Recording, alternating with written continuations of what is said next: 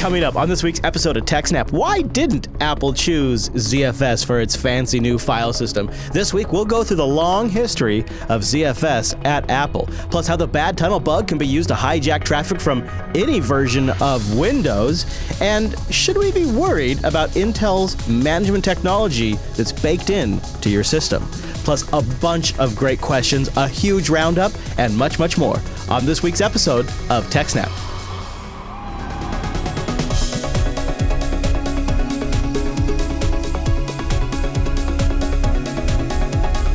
Hi, everyone, and welcome to TechSNAP. This is episode 271 of Jupiter Broadcasting's weekly Systems Network and Administration podcast. We stream this episode live on June 16th, 2016. This episode is brought to you by our three fine sponsors, DigitalOcean, Ting, and iX Systems. Oh, our live stream, that's sponsored by the amazing Scale Engine over at scaleengine.com. Go check that out for your online streaming needs. My name is Chris, and joining us every single week is our host, the admin, the tech, and the teacher, Mr. Alan Jude. Welcome back, Alan. Hey, everybody. Thanks for watching. Hello. How you feeling? Good trip? Good trip, yes. I wonder how people would feel if they could see how hard I roll my eyes when you do that thing with Scale Engine. The amazing Scale Engine. And I try to, it's broadcasting all over the world. Yeah, it's with fancy hands. It's just amusing. Huge show today. So I'm glad to have you back because there's a lot to round up. Yeah, like I started writing the doc. Well, first I was distracted by work all morning, but then I ran up here and started working on a doc, and I'm just like, there's so much stuff. It's like the roundup kept getting bigger and bigger and bigger. Like half of these could be whole stories if, we recorded 4 episodes a week. Well, I'll tell you, the big stories that we have are just massive. And then, in fact, including one that the audience has written in a lot about. And then the stuff that we did put in the roundup is fantastic. And we've gotten some great questions, too. A bunch of great questions. A couple of great non-story things in there too in the roundup. It's definitely worth looking at. So there's a bunch. I need to find 3 hours to go through that video that's in there. So I have to ask though. Good trip, right? BSDCan went great. I hope Dan's watching. BSDCan was epic. It felt shorter this year than previous years, even though it was exactly the same length. I know last year I got there a couple of days earlier. And so we got a little bit more out of it even. But, there was just so much stuff. It was so great. Everything went by so quickly. Had a great time. Met a bunch of new people. Saw lots of old friends. Mm-hmm. It was just so much fun. That does sound nice. And we got a bunch of interviews while we were there. The city only tried to swallow us once. Okay. All right. So in the middle of the, the first day? Yeah. Yes, the first day of the Dev Summit. So 2 days before the conference actually starts. We're in the middle of the Dev Summit, and then all of a sudden, the power goes out. No. And it's like, what? And then after a couple of seconds, it comes back on. And then somebody, a couple minutes later, looks up the news, is like, about 500 meters from here, a giant sinkhole has opened up and swallowed the entire street. Oh.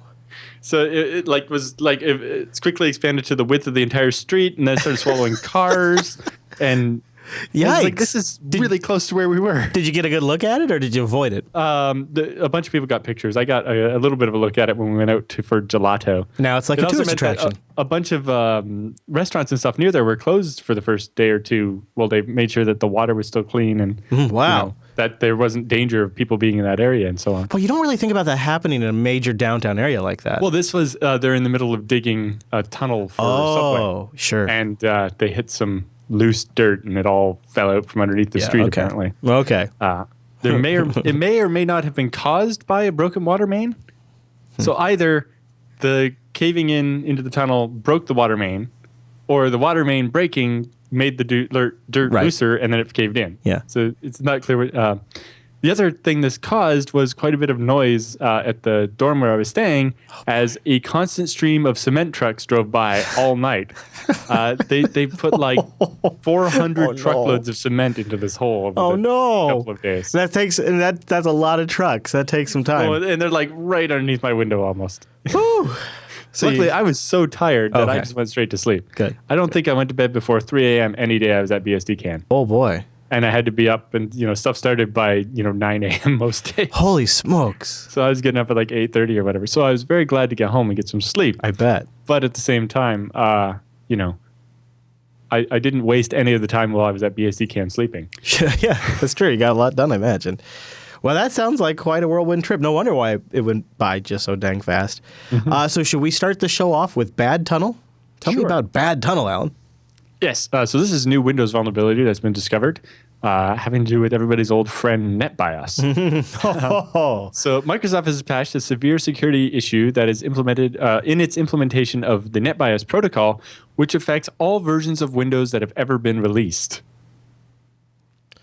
Yeah, NetBIOS has been around since before TCP/IP, really. So yeah, exactly. Well, I think it's newer than TCP/IP, but is it? Yes, but it was on PCs before TCP/IP. Sure, yeah, of course. TCP/IP has been around since the 70s. Yeah, of course. It was a protocol home computers used long before anybody. Yes. I did mean shipping implementation. Yes. Among more than 3 dozen vulnerabilities fixed in the Microsoft Patch Tuesday this week, there's a fix for this bug, who the researchers said is probably the worst or the widest impact in the history of Windows. Ooh, yeah, I suppose so, huh? Yeah. An attacker could leverage this vulnerability to pass as a WPAD web proxy auto detection or ISOTAP, which is for VPN server, and redirect all of the victim's network traffic through a point controlled by the attacker. So this basically allow you to do a man-in-the-middle attack without having to be in the middle by tricking the victim into sending all their traffic to you, and then you pass it on to where it's actually intended to go. The flaw, which the researcher called BadTunnel, exposes local area networks to a cross-network NetBIOS name service spoofing. An attacker can remotely attack a firewall or NAT-protected LAN and steal network traffic or spoof a network printer or file server. So in particular, having a firewall doesn't help you, and even the fact that normally machines behind NAT are hard to connect to from the internet. With this vulnerability, those machines will connect out to you, and so will be allowed out through the firewall. The flaw is particularly serious because it affects every version of Windows, including long unsupported versions like Windows 95. Yeah. So this flaw has been around the entire time. So even Windows 10 ships with NetBIOS? Apparently. Oh my gosh. Yeah. To successfully implement a BadTunnel attack, you just need the victim to open a URL, like with Internet Explorer or Edge, or open a file, like a Microsoft Office document, or plug in a USB stick. You may even not need the victim to do anything when the victim is a web server. Oh, interesting. Yeah, and I just confirmed it does in fact impact Windows 10. Yep. For example, if a file URI or UNC path is embedded within a shortcut link file, Microsoft.lnk files, the BadTunnel attack can be triggered at the moment the user views the file in any Windows Explorer instance. So they don't have to actually open it, just see it sitting there. Wow. So because Windows looks at the target, right? Yep. And figures out what icon to show for it and things like that. Because it's sussing out the end. Yep. It therefore can be exploited via web pages, emails, flash drives, and any other kind of media, and it can even be effective against servers. Exploitation points remain open for non-supported versions of Windows, such as XP and Server 2003, for which patches have not been released. So here's a big one that XP is not going to be fixed for a while, if ever. Yeah. For those operating systems like that, and for those that can't be updated just yet, system administrators should disable NetBIOS entirely. Although it's still not a solution, you need to install the patch. Although for XP, there isn't a patch yet, and it's not clear if there will be. There's more coverage over at ThreatPost, plus the original story from Softpedia, and there's Microsoft's official TechNet advisory about it as well, which I think also mentions the other one. No, this is just this one vulnerability. So this works anywhere a UNC path can be embedded, or a URI scheme. Yeah. Either way, yeah. So a Windows path or an internet path, and you can totally pwn them and steal all their traffic. It affects Vista, Service Pack 2, Server 2008, Windows 7, 2008 R2, Windows 8.1, 2012 and 2012 R2, Windows RT 8.1 for ARM, Windows 10, Windows Server Core 2008, Windows Server Core 2012 and 2012 R2 and 2008 R2, et cetera, et cetera. It's basically everything. There are steps on how to disable NetBIOS and NetBT name resolution in the Microsoft advisory. There's a short set of steps. You can also have has instructions on how to stop WPAD using a host file entry. So you can actually break WPAD by adding an entry to your host file. All right. But yeah, so the workaround steps for it are listed in the Microsoft Advisor here. Article. Yeah. Yep. Yeah, I'm looking at it right now. Huh. Yep. Jeez, yeah. Every single version of Windows ever. Yeah, so the host file, interesting. So basically you create an entry for WPAD in the host file. Just make it like... because it turns out WPAD, it does a lookup. The DNS for it fails because that's never going to be a valid DNS, basically. Yeah. And then it fails over to using NetBIOS name resolution, which is basically, find the Windows server pretending to be that name, right? Where your domain controller will be like, oh, here's how to use the proxy to get out to the internet. Except for you trick people into using your proxy, and now you steal all their traffic. So if you're not using NetBIOS, disable NetBIOS over TCP on your Windows box, just regardless. Just even after you patch, just turn it off. Exactly. Besides, then it's just less chatter on your surface. Yeah, it's less chatter on your network too. If you ever do a just like a look at how much traffic goes across like a hub on a NetBIOS network, it's tons of broadcasts constantly. Hello. Wow. Here I am. Elect me. So yes, because you gotta have politicians. You gotta have those browser elections. Jeez, I forgot all about that. Oh, in fact, what I used to do back in the day was I would set a reliable Linux Samba server as like the winner of the election, so that way, because it would cache and so you'd be able to find the other machines. Yeah, and then it would just work. Well, any other thoughts on that story, Alan? No. All right, well, then let's take a moment and let's thank iX Systems. Go to ixsystems.com/TechSNAP to find out more about them. This is a hardware vendor I think you should find out more about, especially if you're deploying anything that's important to your business, yourself. If you've got a project that you're working on right now, you really should check out iX Systems. They build systems from really stuff that works for small businesses like the FreeNAS minis up to these systems that are unbelievable for open source workloads and all kinds of workloads built around these crazy great Intel processors. Check out this blog post. Yes. Hard drives need not apply. Now, I'm just looking at this picture here on the iX blog. If I'm not mistaken, Alan, is this thing lined with RAM up and down the sides of the case? And the middle. In the middle, yeah. If I remember correctly, this machine has 96 RAM slots. Outfitted with 48 32 gigabyte ECC RAM for a total of 1.5 terabytes of memory. Right, but only half of the RAM slots are full. It has 96 DIMM slots. Yep. Yeah, you can put 96 DIMMs to support up to 6 terabytes of RAM in this machine. And it's got, I'm guessing that's 4 processors. You can see 3 of the heat sinks are on, but the 4th one's not on there yet. Yeah. So 4 processors, each supporting 1.5 terabytes, allowing you to have 6 terabytes in total of RAM. Plus 24 hot swappable hard drives, but they went with 2 1.2 terabyte SSDs and another 2 800 gigabyte SSDs for a total of 4 terabytes of blazing fast flash storage. 64 cores built out of 4 Intel Xeon 16-core 2.5 gigahertz CPUs and a 10 gigabit Ethernet Intel controller with dual ports provides ultimate in storage networking performance. It has a RAID 1 configuration and multiple fans and is powered by 1,620 watt redundant power supply. I guess you would need it, to keep it all safe and secure. Yeah, that's 4 16-core processors in there. Yeah. That's what's such a great testament to how iX can custom build solutions for anybody. And they literally had to custom fabricate metal to fit the RAM in there. We this is a super high end, but they are willing to work with all people at all ranges. I engage them as the interesting thing. A lot of vendors maybe would be willing to custom build something like that to do 6 terabytes of RAM. But if you cut them up, it's like, I need a little machine with 8 gigs of RAM and a couple of NICs and short depth 1U. I don't want to take up a lot of space and I don't want it to be very noisy.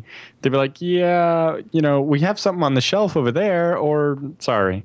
Where iX custom builds every single thing to the customer's thing because it doesn't make sense for them to keep a bunch of built machines around. Yeah. Right? Yeah. Because they're so integrated in the supply chain with their suppliers, they can build a brand new server for you from scratch. Yep. Without... That's part of their secret sauce. And they build it. Yeah. That is legitimately part of their secret sauce. And they combine that with a great deep bench of professionals that are involved with every different aspects of these systems, from hardware to the software. Literally people who are like, the stakeholders of that open source piece of software. They engage the community at these events. You'll often say they were at Self. I saw a great post of their trip to Self, and they were at BSD Can, and they went so far.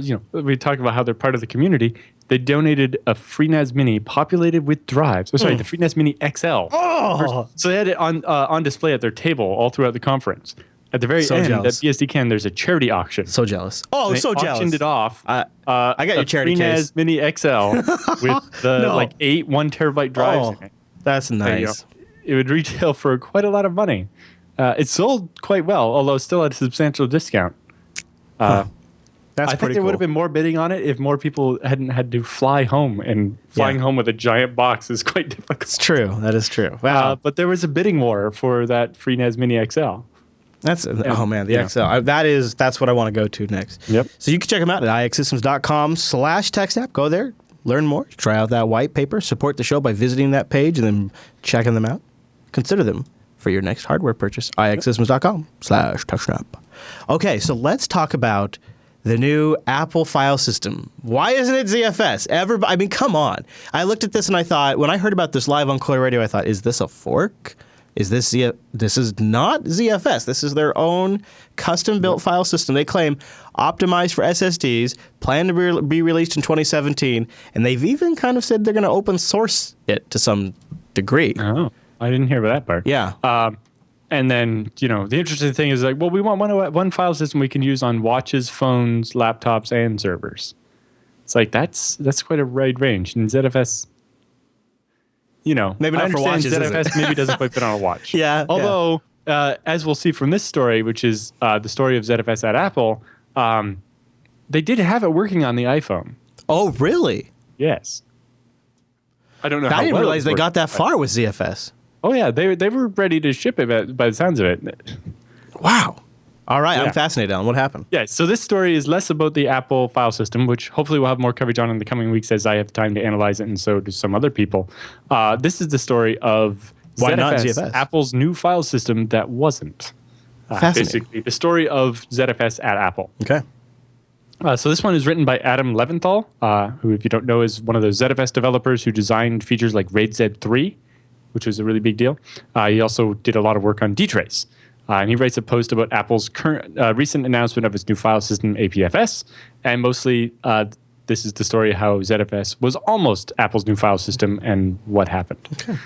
If you want to learn more about Adam, you should check out BSD Now, episode 122, where we interviewed him about ZFS and dtrace and so on. And he tells a bunch of good stories in there.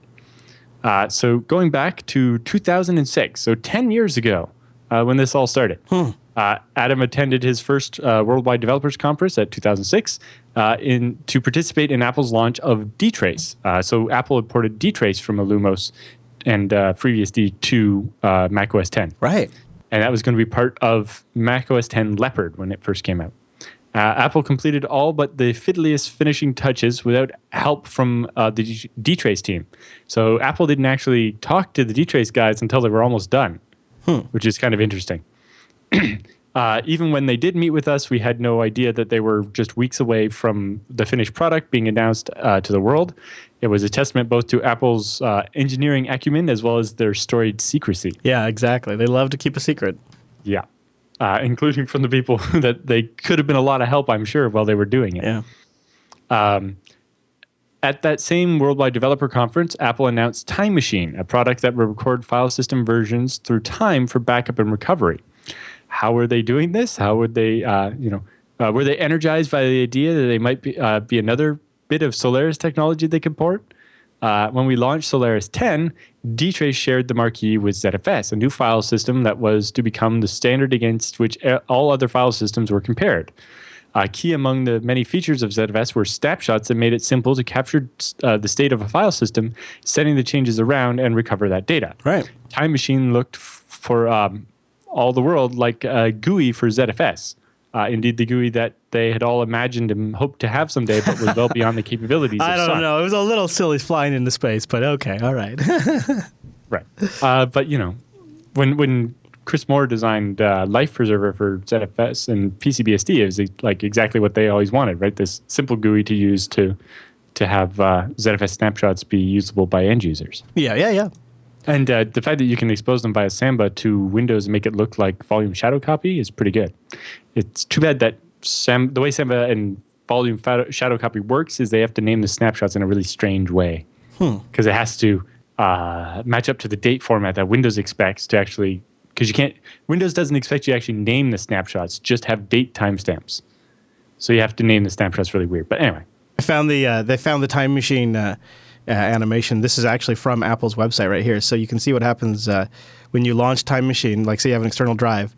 You click the Time Machine button from the current folder, which is kind of a nice thing, and it launches into space, and it gives you this like galaxy-like plane in which you navigate back and forth on with these big arrows. That is okay. That's just goofy.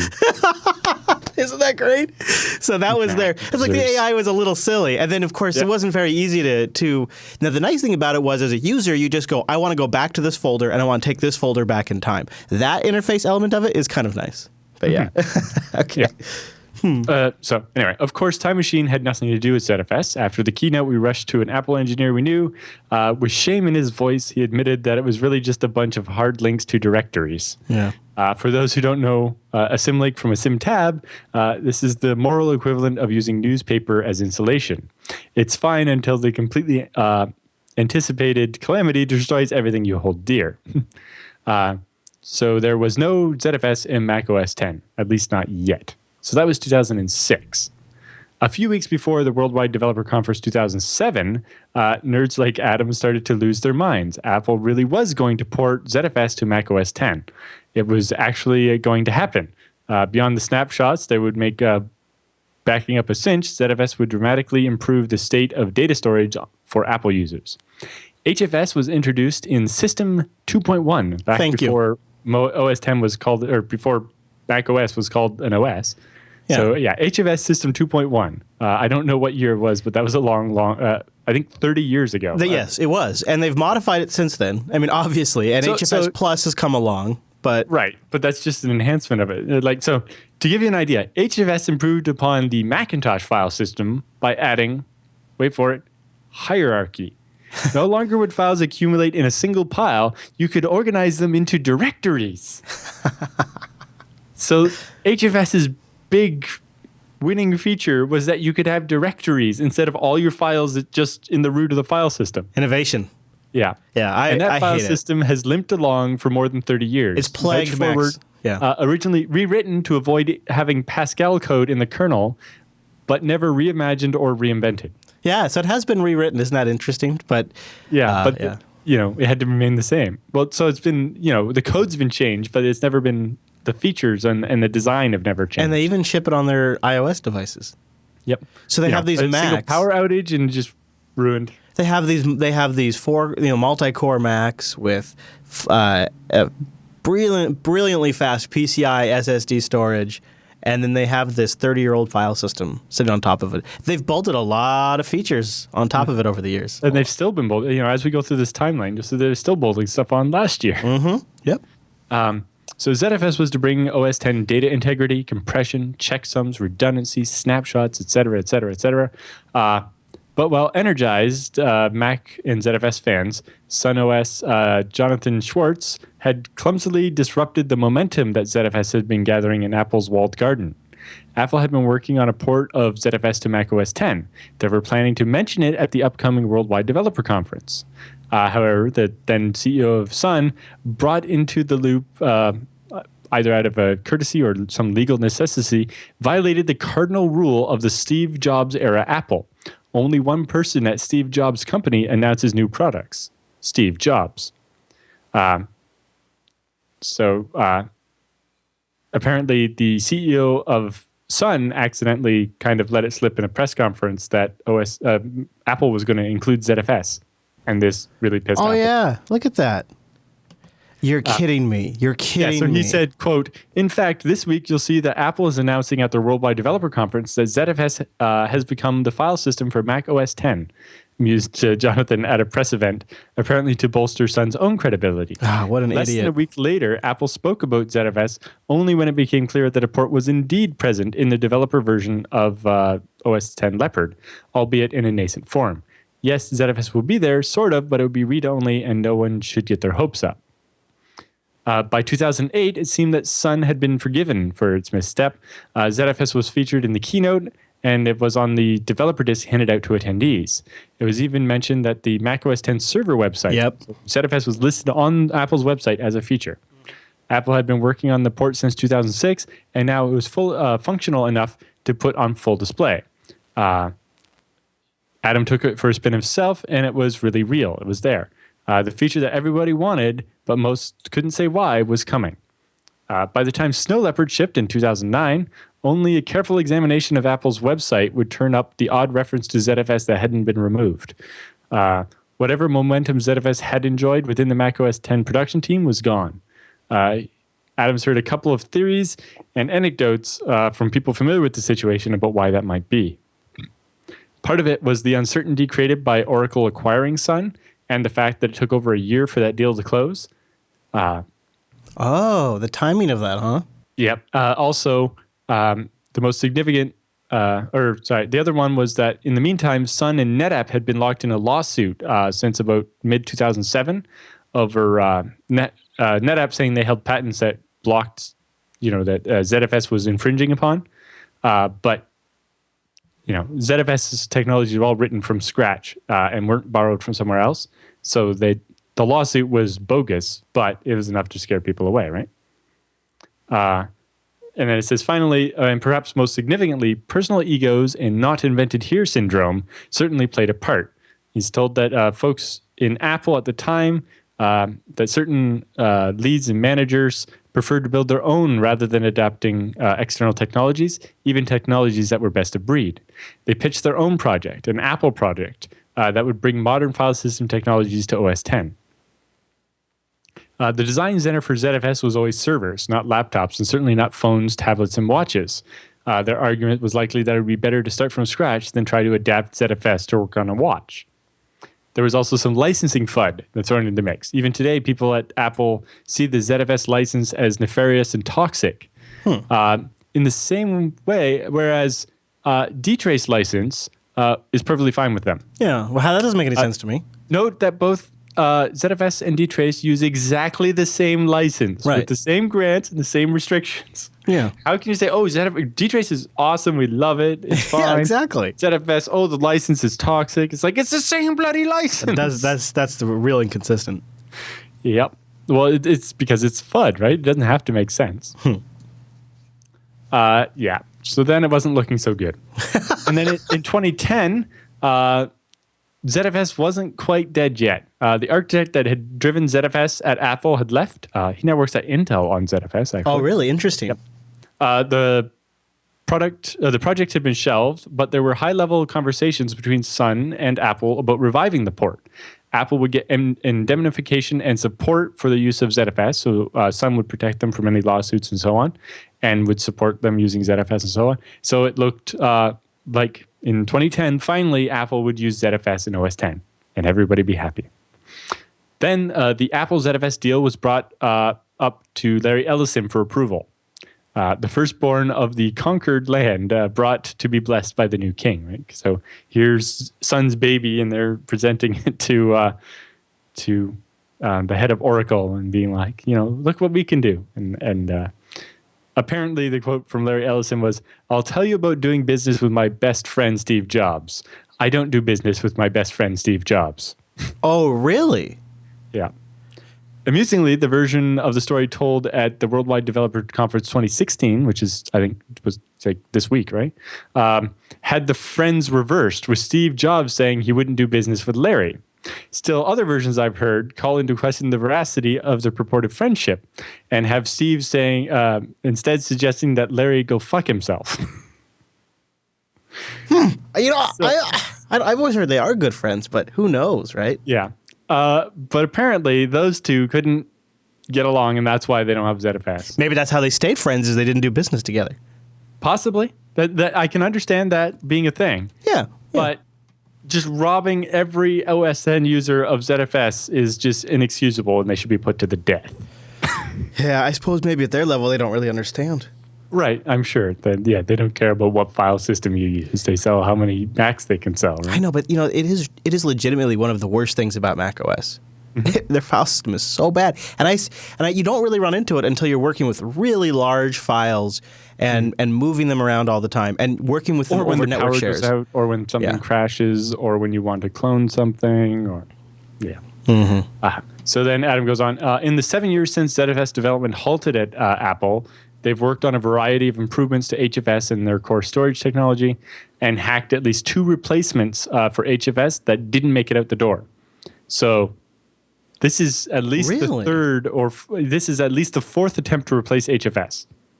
They tried ZFS, and they've tried 2 new file systems since. Plus, I'm sure they tried a couple things before ZFS, and they've all been given up on.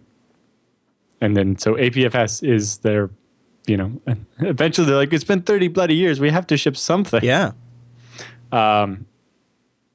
This week, Apple announced their new file system, APFS, after 2 years in development.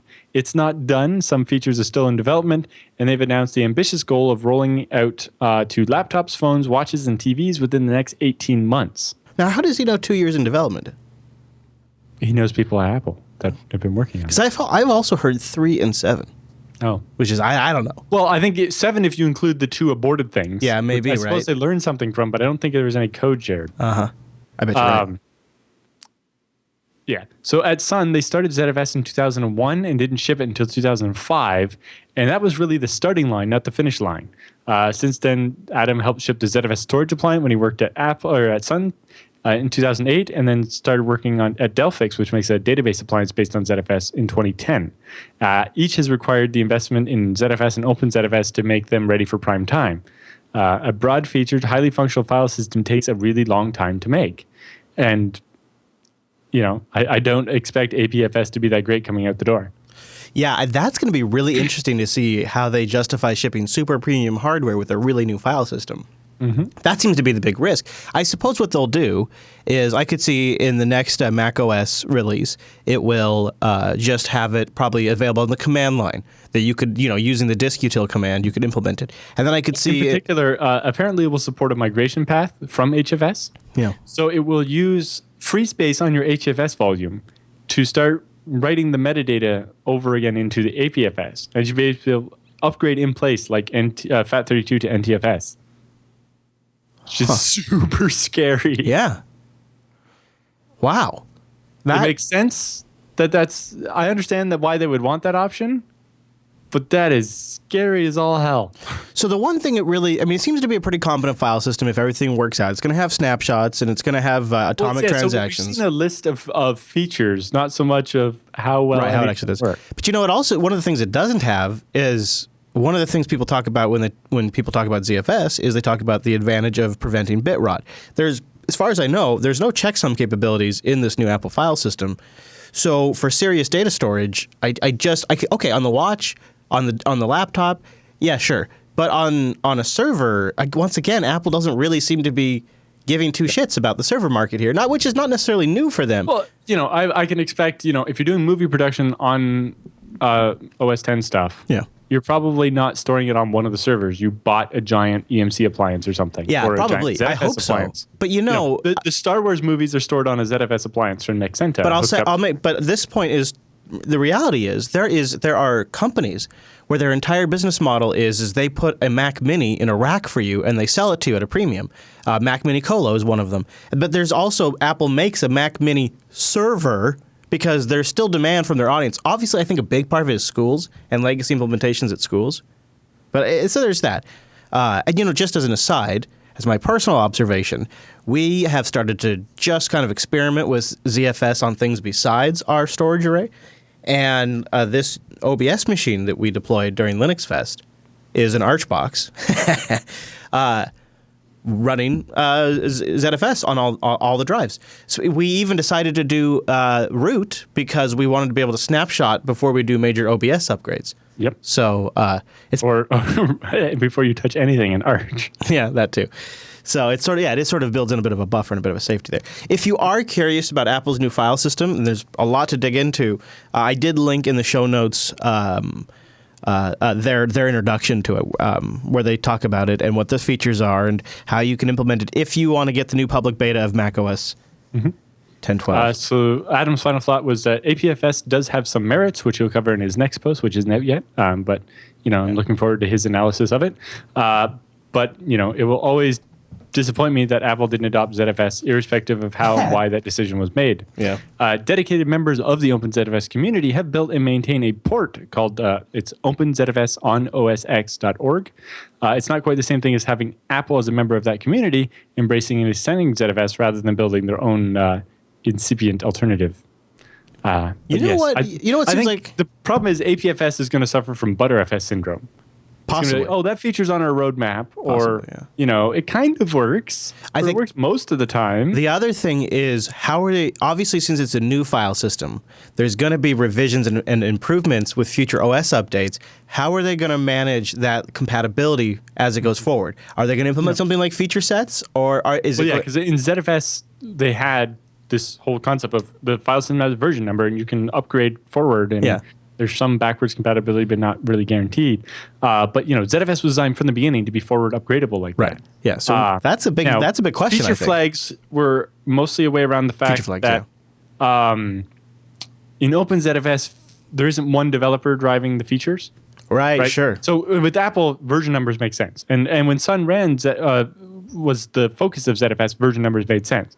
But with OpenZFS, you have like 3 or 4 different operating systems all doing their own thing. And, a feature usually gets developed on one operating system and then gets upstreamed and then pulled down into the others.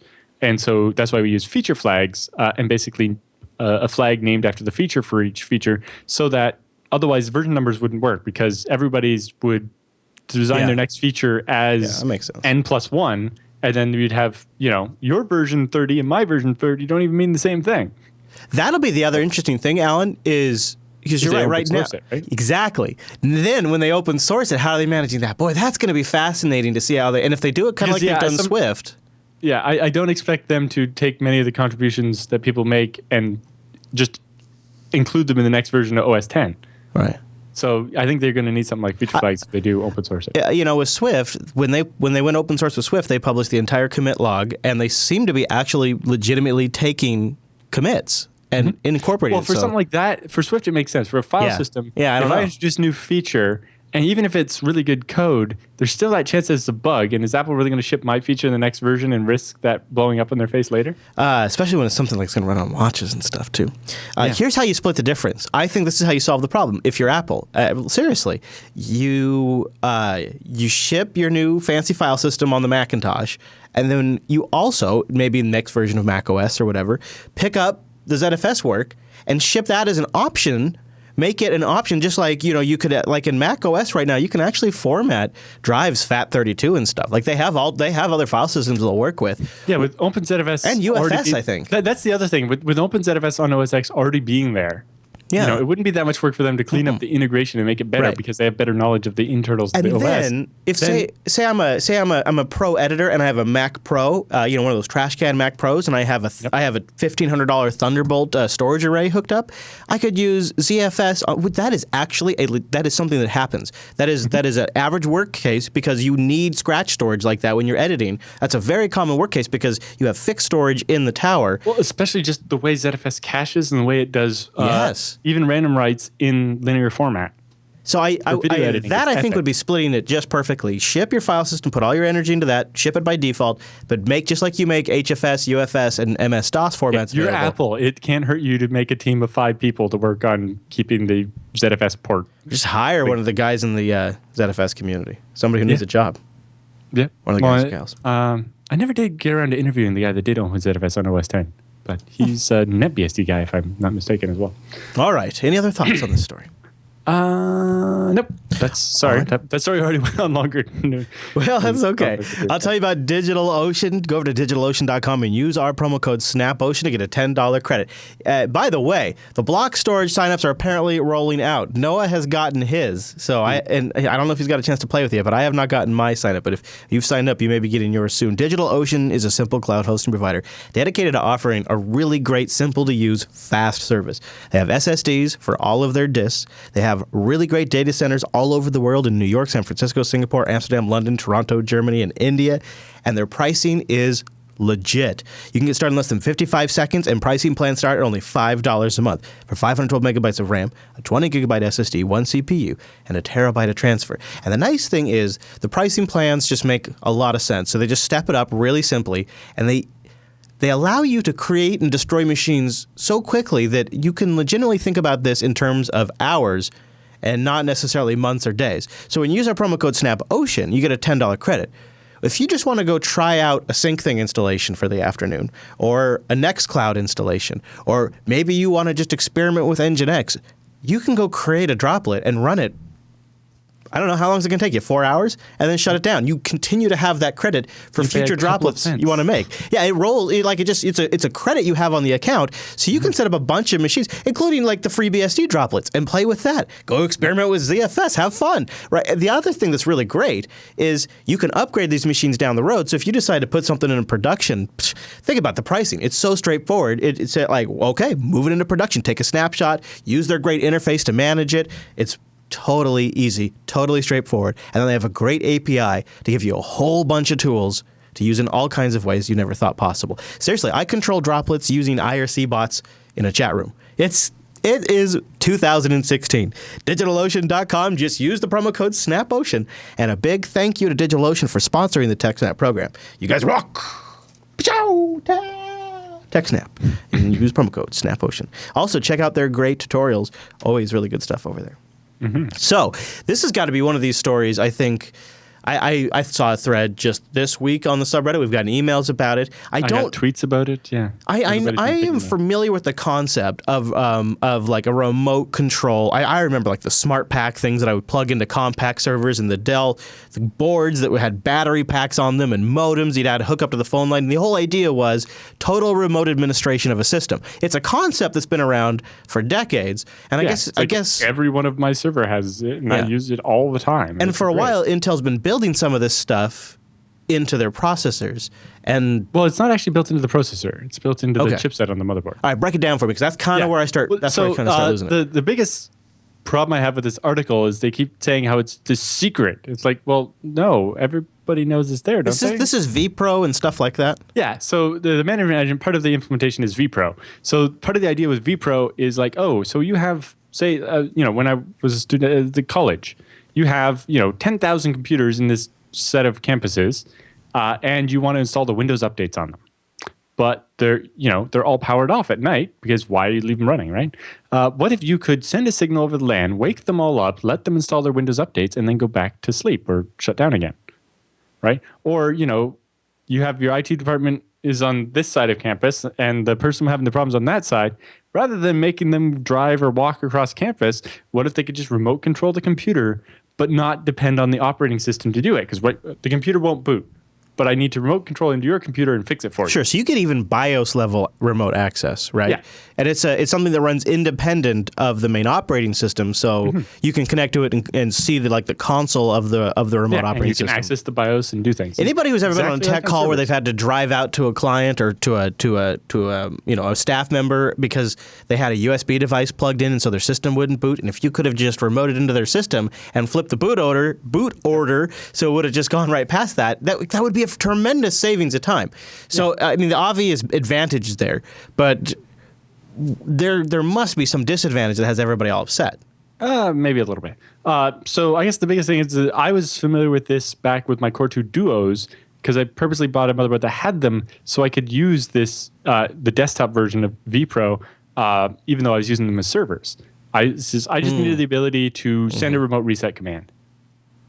The console redirection stuff didn't really work that well on the Core 2 Duos. Back in the day. Well, in these ones, they didn't have the onboard graphics card, and so it didn't work. But I could still power on, power off, and reset over the network, which was all I really ever wanted to do. Okay. It was that or buy a really expensive unit to control the power. It's like, I think I'll just use this vPro feature. All recent Intel x86 processors implement a rarely discussed, I changed that from, they kept saying secret, powerful control mechanism that runs on a separate chip that apparently no one's allowed to audit or examine. I don't think they can stop you from examining it, but yes, they don't publish any specs, any code. Right. Well, it's their secret sauce. I understand that. Maybe they should, and maybe they could get somebody under an NDA to audit it or whatever, like other people do for things. But I don't know that anybody audits or examines an x86 either, per se, right?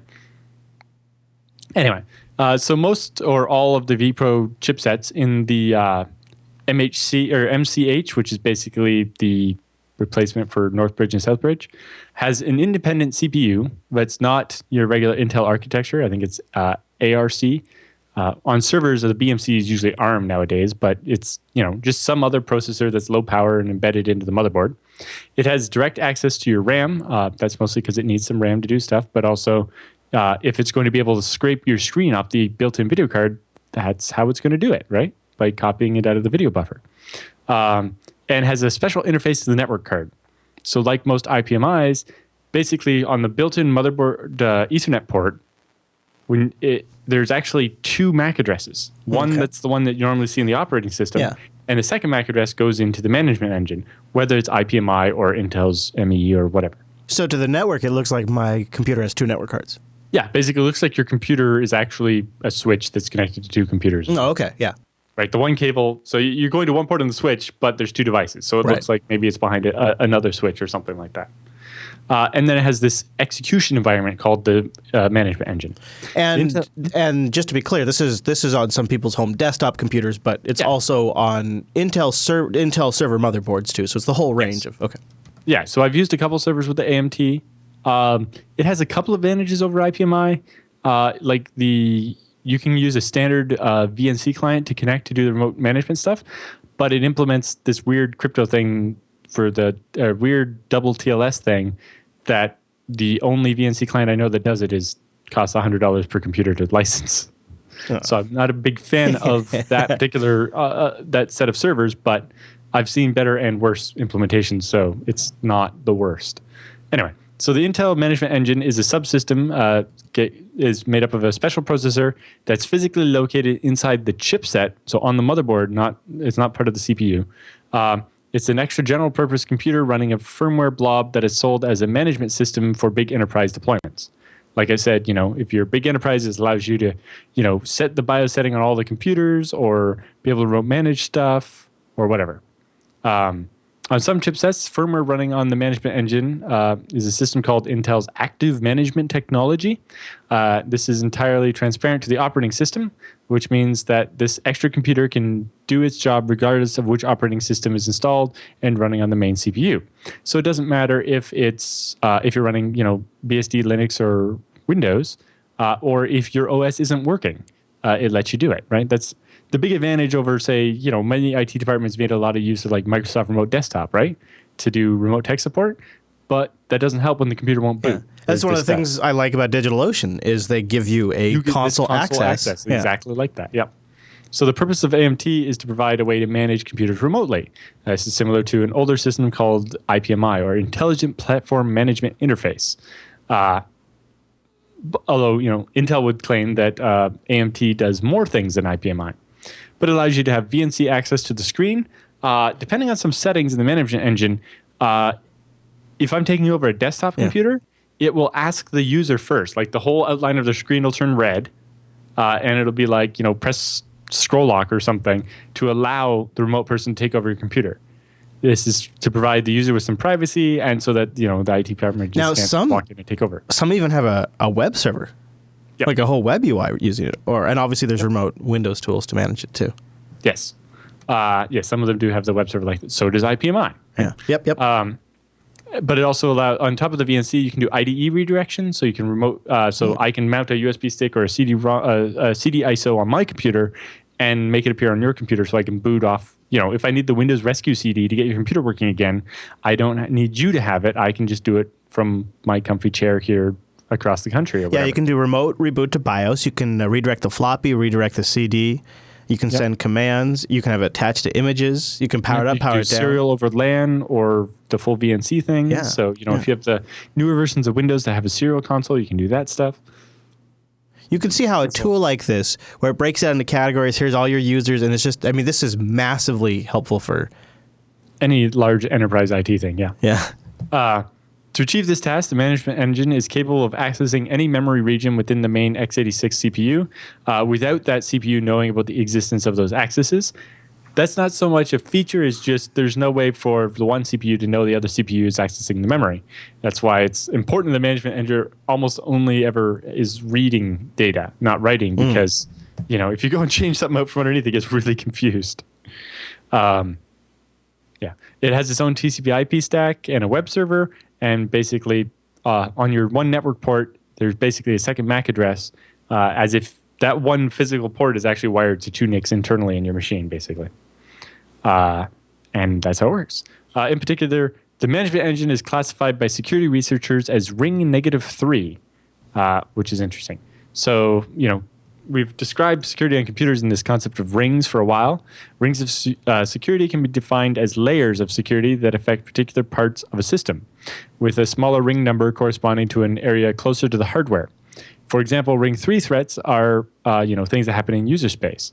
And there's ring 2, 1, so on. And ring 0 is special that only the kernel is supposed to have access to it, right? And then they've invented ring -1, which is the hypervisor. So that's somehow, when you can do something inside a VM and have it affect the hypervisor. Or then you have SMM, or System Management Mode, which is a special mode that Intel CPUs can be put into that runs a separate defined chunk of code. If an attacker can modify the SMM code and trigger the mode, they can get arbitrary execution of code on your CPU. Okay. There's a lot of ifs there, though. Yeah. And so they define the management engine as ring -3 because it's completely external to your regular hardware, but gives you full access to that hardware. So although the management engine firmware is cryptographically protected with an RSA 2048-bit key, so that if it's modified, the BIOS will realize that it's not really from Intel and not use it. Researchers have been able to exploit weaknesses in the management engine firmware and take partial control of a management engine on earlier models, not on later models, so far anyway. So this makes ME a huge security loophole, as has been called by a very powerful rootkit mechanism. Because obviously, if somebody takes over the management engine on your computer and they have access to read anything that's in your RAM and take over your screen at any time, that is very rootkit-ish, right? Yes, especially if you can survive OS reinstalls and things like that. And then you can reinfect the host operating system again and again and again. Yeah. On systems newer than the Core 2 series, the management engine cannot be disabled. Intel systems that are designed to have the management engine but lack management engine firmware, or whose management engine firmware is corrupt, will refuse to boot or will shut down shortly after booting. Oh, okay. So there's no way you break the box. If you try to break the management engine, that's probably what you would prefer to happen. I suppose so. Yeah, I suppose because it's an attacker. It's not going to happen by accident. Yeah. Somebody's going to have to do it on purpose. There's no way for the x86 firmware or operating system to disable the management engine permanently. Right. Intel keeps most details about the management engine absolutely secret. There's absolutely no way for the main CPU to tell if the management engine on a system has been compromised.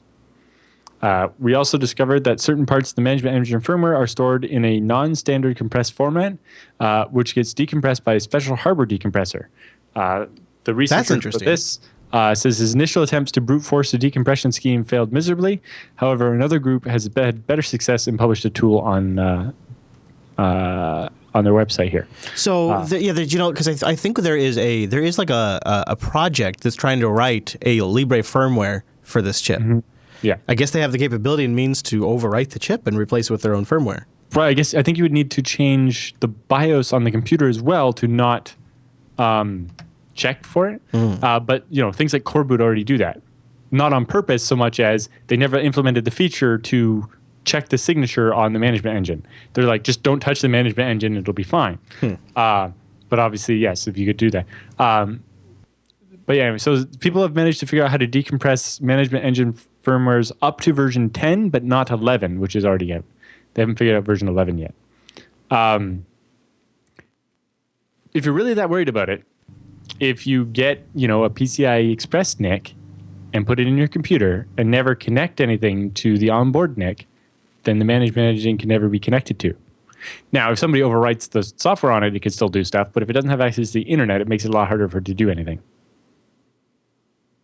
Right? So if you're paranoid about it, then, don't use the onboard NIC, and it won't be able to function. Okay. All right. Because then... That's not disabling it. And it doesn't mean somebody couldn't write malware into the management engine or something, although that's pretty difficult. It will... No one can ever connect to it if it's physically not cabled. Right? I mean, it seems worth noting. So it's disabled by default. So it ships turned off. And there's not... I think there's... You have to turn it on in the BIOS, and then you could set a really long password for it if you really want to use it. And I think there's only like theoretical remote exploits. Which is surprising me since some of them run a web server. But I guess most of the exploits are local. It depends on your definition of remote as well, right? Like, the management engine usually doesn't have an IP address unless it gets one from DHCP if it's configured to do that. Right. And then in that case, it's probably still not connectable from outside your LAN. But yes, most of the exploits against it are local because the computer trusts itself more than it trusts other people. If you want to know if your hardware has it, that Libre BIOS project basically, I mentioned every motherboard that has an Intel chipset that's newer than Core 2 has it. Yes. And lots of embedded systems too. Panasonic embedded systems, Fujitsu, NCR, WinCore. Look at all those. If you turn your computer on, you probably see it go by their Intel management engine. I see it on most of my laptops and stuff. I'm not afraid of it, but it's good that people are looking into it. I think here's why it doesn't bother me. I definitely think it's super good to be aware of the potential downfalls and issues and something to plan against and take precautions like Alan just mentioned if you want. To me, it seems like it's if a state actor wanted to take advantage of these systems to compromise your network and get in, they could come up with a way to do it. And Intel's building this in, giving them a backdoor access way to do it. That feels like that's what the ultimate threat is like an NSA type scenario where you're. But in reality, if somebody like the NSA or the state actor is coming after you, they're going to find a way in. And systems and technologies like this are fairly secure, and it's going to be absolutely 100% within Intel's best interest to not have this be a disaster. Could you imagine the PR disaster this would be? So they're going to be pretty on the ball to keep this thing, I would assume, fairly we secure. all know about firmwares, and all firmwares are terrible, but yes.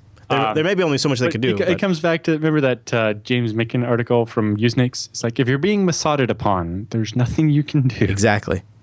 No amount of long passwords and GPG keys is going to protect you if you're being Mossaded upon. I think there is room though for Intel to come forward and say, well, all right, well here's an audit solution we've come up with or something like that. Right, and stuff like that would be great. And I don't know. The only thing I disagreed with the article from their tone was saying that this management engine was super secret and nobody knew it was in their computer.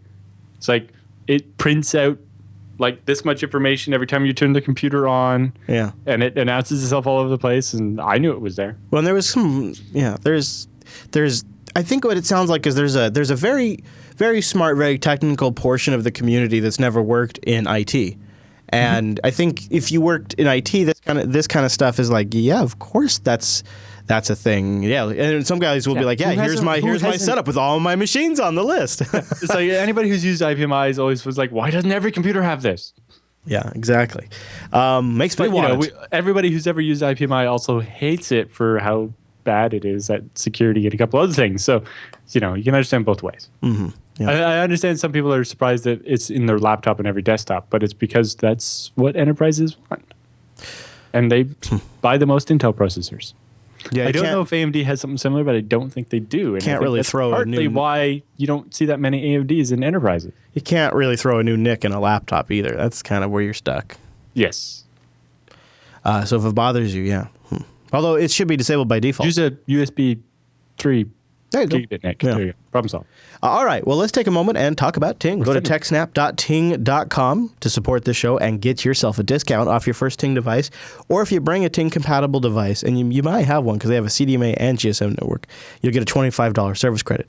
That'll probably pay for more than your first month. That's what a good deal Ting is. You get to talk to real human beings when you need help. They have a fantastic, super good, I would say out of all the carriers I've ever tried, the best dashboard, including a great app to help you control it.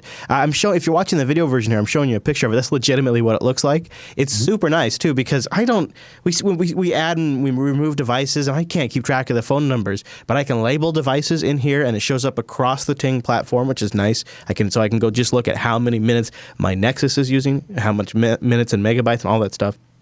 I can set limits per device like that. They have a really great community too. I want to just, I'm not going to play the video for you, but they have a video up on their blog you guys can go check out about their fiber rollout. And I don't know, if you're following their fiber service, go check it out. They have a bunch of good stuff on their blog, including customer spotlights and cord cutting tips and all that stuff. Start by going to techsnap.ting.com and then consider picking up one of their SIM cards. If you have a device you want to get connected to the internet, like a security system has been a pretty popular one. I think both now Noah and Chase are using Ting SIMs in their security system that just send off, a JPEG or a ping, take very little data from time to time. So they're paying $6 for the Ting line and then any usage, because that's just how the Ting model works. It's just your minutes, your messages, and your megabytes, and then that's all you pay for. They got feature phones starting at $47, and then they go up from there. Some nice, really nice base Android phones that are good value, that give you nice current installations of Android, all the way up to like the Nexus 5, 5X, the 6, of course, the One Plus, the Apple Internet phone, the LG phones, the Samsung S6. They have all, and of course, the Note phones and the S7 phones. They got everything. They got everything over there. You can buy them directly, too, if they're compatible with Ting, and just bring them. Like, go get a Nexus from the Play Store. Then you get a straight Google experience with a carrier that you can use any way you want with no contract and no early termination fee and never gets in the way of those updates. That's what I'm doing. That's what I'm doing. Running the Nexus on the Ting network. It is a pure, clean setup. TechSNAP.ting.com. I feel like our next story, Alan, is like a service announcement, like a public service announcement. How to write a good service status update. Yep. I figure, a bunch of people that watch the show probably work somewhere where they might have to do this, or you can appreciate this from the user side as well. Yeah.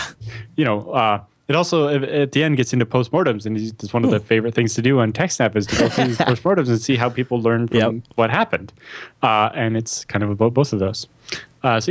The lowly incident status report page happens to be one of the most essential pieces of communications a company ever gets to write. Usually it happens when your company is having a bad time, your customers are hurting, everyone's busy, scrambling, trying to fix things. Everything's crazy. But it's still important to communicate clearly and regularly with your customers. If you remember back during, Hurricane Sandy, we were watching the Pier 1 posts on their forums. Oh, yeah. When they were like carrying the fuel up the stairs to keep the generators running and stuff. Yeah, and the Squarespace did that too. Was it Squarespace that did that too, or was Pier 1? Yeah, Pier 1 was one of the data centers doing it. Yeah. And so at the end of every post is like, and we'll post again with another update in 2 hours. Yep. Or at 2 o'clock or whatever. This is, when users navigate to a status page, they're driven by a heightened sense of urgency compared to, say, reading your website or your blog or a newsletter. Not many words get as dissected, discussed, and forwarded as the ones you put on your status page. Oftentimes, very little is written, and possibly because very little is known, right? If something's broken and I haven't figured out why yet, I can't write all that much about it on the status page. Sure. And, everything is read with a slant because when it's written, you're trying, the people writing it are trying to make their company not sound bad. It's not like everything's broken because we had some technical debt we didn't deal with, or everything's broken because we were, we didn't actually have a backup. We never did that documentation. Yeah. And a bunch of, oftentimes there's some fault and they're trying very hard not to have that fault land on them or whatever, right? Sure. And so everybody's reading it with this critical eye, and they're like trying to pick every little detail out of like the way you worded it and so on. And so it's very important to try to be clear and honest and straightforward with it. Now let's state the obvious. Customers couldn't care less about a string of words posted on a status update. What they care about is, am I in good hands? Every time we publish or fail to publish a service status update, we are ultimately answering that question. So it has a list of goals. One is write frequent status updates. This can mean posting updates hourly or every 20 minutes. It really depends on how things are developing. There's nothing worse than an acknowledgement from the provider that there's a problem, and it's from hours ago, and they haven't said anything since. And, that's super frustrating. There's no ETA when they think it might be fixed, or even an ETA when at least they will provide a second update. So that's why it's important to indicate at the end of each update when to expect the next post. I think that goes a long way to helping the users feel like they know what's going on. Yeah. Because you have to remember, a lot of times your customers have customers that they have to explain this to, right? And so keeping them in the dark is really not helping. Mm-hmm. The other one is well-written status updates. The web page goes in more than I will here, but in particular, it's you have to write authoritatively, not using passive things like it was decided that or something like that. You have to say we decided that and so on. And write honestly, right? And avoid weasel words and weasel phrases. Like, yeah, well, our provider was having a problem. And it's like, no, just tell us what's wrong and what you're doing to fix it. And don't worry about trying not to have the blame land on you. If you're weaseling out of it, you're just looking worse and not being helpful to me. Yeah. And then, it's like, remember that doing this is helpful to you, right? You get productivity from these updates. What we learned early on was that regular and well-written status updates reduce the amount of incoming support requests. Investigating the time to get incidents updated right, investing the time to get the status updates right, was paying productivity dividends for the rest of the team because they weren't all having to answer support tickets about why is it still down. Or, that makes a lot of sense. Is it going to be? Is this going to be broken when it comes back up? The better written your status updates are, the fewer emails and phone calls you have to field while trying to deal with the emergency. That's a great point. When faced with service interruptions, we drop everything in our hands and perform operational backflips 24/7 until the service is restored for all customers. During this time, our over-communication is a good thing, as is transparency. I acknowledge problems and throwing the public light of accountability on all remaining issues until they're resolved. It feels wrong to expose yourself like that, but in the end, it's the only way to assure the customers that they're in good hands with, people that are going to work to solve it, rather than try to cover it up. Mm-hmm. While the crisis is unfolding, we publish short status updates at regular intervals. We stick to the facts, including scope of impact and possible workarounds. We update the status page, even if it's just to say we're still working on it and we don't have any more information yet. As long as, when the user refreshes that page, they see that somebody still cares that they're having trouble. The one thing they're not mentioning in here, because the status updates, also sometimes you'll see companies do it over Twitter. And they'll do and that can work too. Yeah, but it's really nice to have an authoritative web page where I can see them in order. Twitter, especially lately, Twitter's been bad about getting stuff all out of order. Not just that. I mean, I think you want something on your site or you want a failover page or whatever it is. Yeah. But I have seen supplemental updates over Twitter that that's like, I don't know. There's a way to work with answering questions over Twitter to avoid them going to support and stuff is great. But it really comes down to support stuff. They say once the service is resolved, it's time to turn our focus to the less urgent but equally important piece of writing, the postmortem. It demonstrates that somebody is investing time in their product, that they take care to sit down and think things through. More critically, it also creates a space for our team to learn and grow as a company. And so there's a link on how to write a postmortem. You can go read that now, or I think maybe I'll cover that one next week. Oh yeah. The nice thing about those is if you get them right, you can kind of normalize and standardize failure in a way that doesn't mean you're the failure. It means this is a situation we're now going to address and tackle as a team, and that's really well, because we covered a Google one a couple of weeks ago where they accidentally took down their entire cloud infrastructure for a couple hours. Excuse me, sorry about that. But, everybody's glad that Google, and even Google acknowledged that they gave more detail in that postmortem than most others because of how bad it was, and they felt they owed it to their customers to be open and honest about it. Yeah. And I think a lot of companies could learn from that. Or you could just not do that. There's a link here to Apple offering absolutely no explanation for why they were down for 7 hours. Maybe they're trying out that new file system. Yeah, it blew up in their face. All right, so this would be a good point to mention. Hello there, web browser. That's my background peeking through right there. This would be a good time to mention that the latest episode of BSD Now is out, episode 146, Music to Beastie's Ears. Yes. That's now we have an interview with USB developer Hans-Peter Selasky talking about USB in general, but particularly about sound, recording, hooking a piano up to BSD, and a bunch of other interesting things he's done. Also, that whole Microsoft FreeBSD story, as well as some recap from BSDCan. Lots of recap from BSDCan, including a selection of social media things. There's a video on there of me being presented with the Canadian version of the ZFS book. Hey-oh. Which I didn't think to have holding up. I'll get that for the feedback segment. So stay tuned, and you will see a copy of this book. Hey, you know what I'll mention? I don't even know if you know this because this is brand new. Angela launched a stickers page at jupiterbroadcasting.com/stickers, not Snickers, stickers. And look, that we got a new TechSNAP logo sticker, which is it's a vinyl sticker. Right. It's cut to the swoop of the logo and the words of the logo, so it looks super sharp on the laptop or like on the back of a cell phone case. That's the one I have, right? I think so. It's the new logo, the one that we got for a little while ago. Yes. Here. Oh yeah, there you go. Yeah, there you go, right there. There it is. See it on my laptop. Isn't that nice? Along with the new FreeBSD dog fooding sticker. That's a dog bowl. And also you got the BSD Now sticker on there too, right? Yeah, show them the BSD because we have that on that page too. There it is.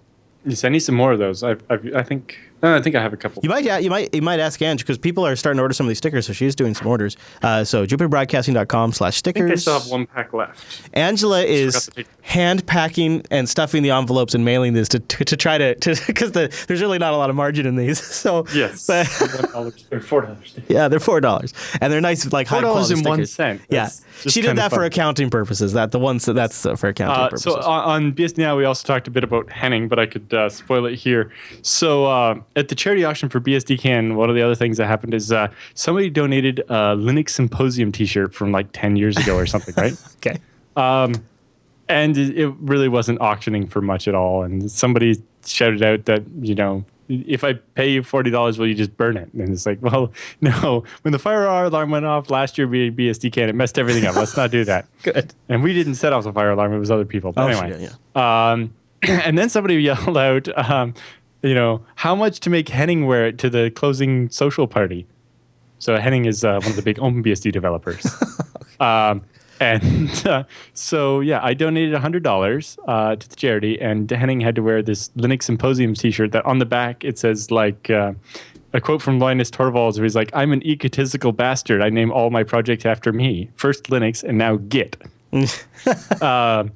And it's that, and so so I paid $100, and Henning had to wear this embarrassing Linux T-shirt all night. Love it. But best part, he came up with the idea charging $10 for selfies.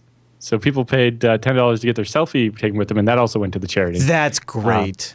And then we continued to pick on Henning, but the next thing that came up was the very last of those FreeBSD dog fooding stickers came up. And somebody paid $100 to make Henning have to have that on his OpenBSD laptop through the end of the European conference at the end of September. That's like Noah auctioned off his body to wear a Windows Vista shirt at Linux Fest Northwest. Yes, this is very similar to that. And so, in total, Henning raised $520 for being silly and being picked on. That's great. It was very good. He was a good sport. So that sounds like a pretty great episode. So go check that out. Also, jupiterbroadcasting.com/stickers for that. So you can go grab BSD Now and download that. Go get George the HD also version. sold the shirt he was wearing. Wow, that's not the first time that's happened. That's a serious episode. Did he have a backup shirt? I assume. In this particular case, he was planning it, so he did. Okay. Apparently, in the past, when Dan did it, I doubt that he did. Oh, okay. All right. Well, that's we have brave. pictures of all that too. Check out BSD Now. All right. Now with the news all done, let's go do the TechSNAP feedback.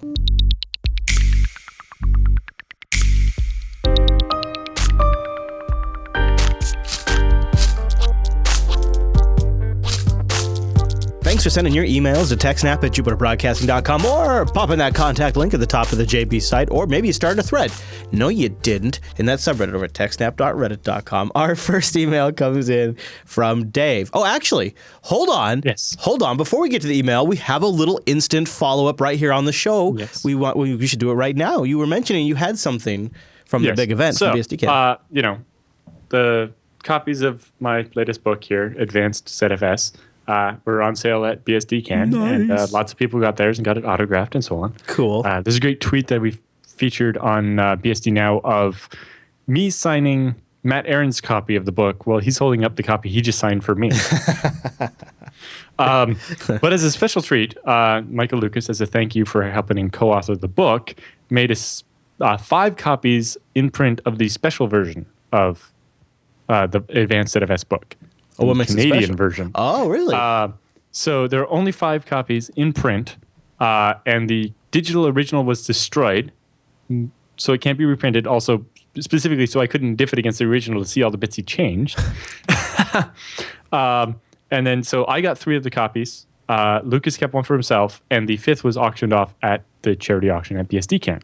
And I think I will use one of my extra copies to auction off at the EuroBSDCon charity auction, which the money for that goes to fund the Paul Schenkeveld Memorial Travel Grant, which makes sure that some person who can't afford to come to the next BSD conference gets to do so. That's cool. But what Michael made here is the Canadian edition.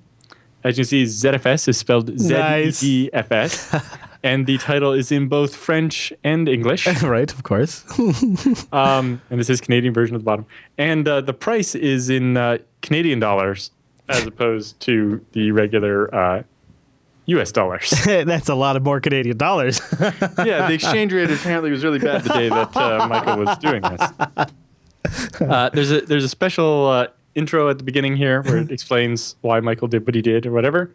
And it also notes that he's changed some of the footnotes throughout the book, changed the spelling of ZFS to ZEDFS everywhere in the book, except for in the commands. So the commands are still right, but all the text where it mentions ZFS is different. It's clever. And yeah, so we changed the some of the footnotes, and then apparently made other changes to make the book more palatable to Canadians. I haven't had time to go through the 2 copies of the book and try to find Assess the differences. Yeah. Yes. But I was greatly amused by that. That's and, fun. I thought I would share. Anyway, there's a video of the original presentation of my copies of the book linked in the BSD Now show notes as well. Okay. So on. Right on.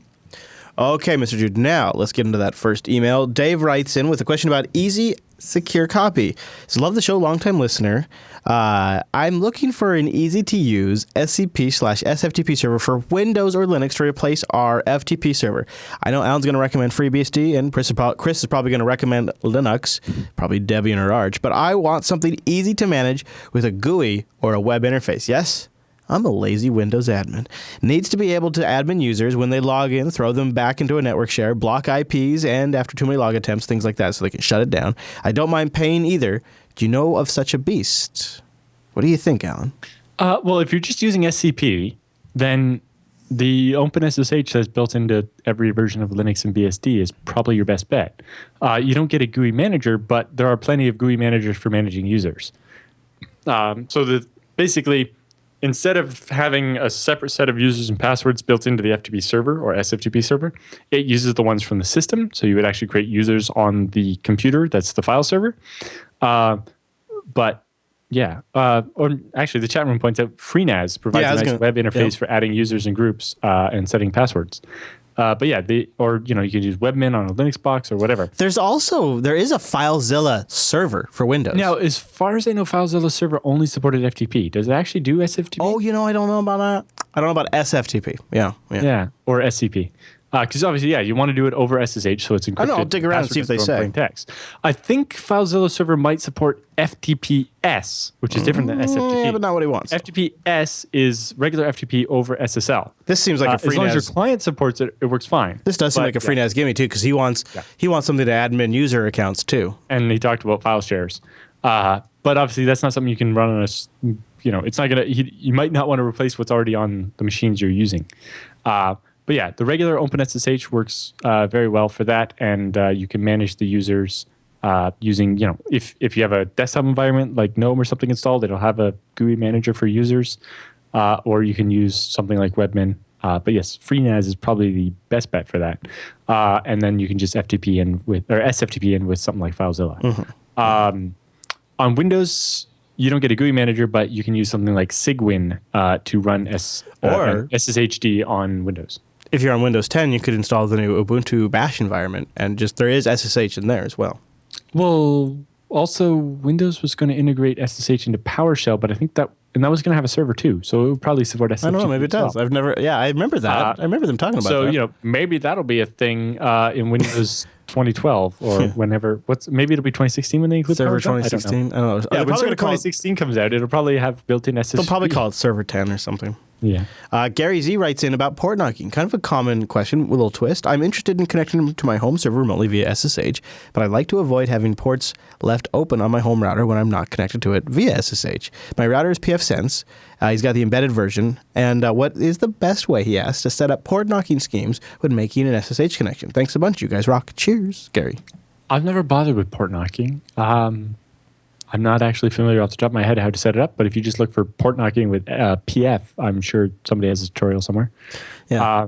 For people that don't know, port knocking is basically you connect to a series of different known but random port numbers.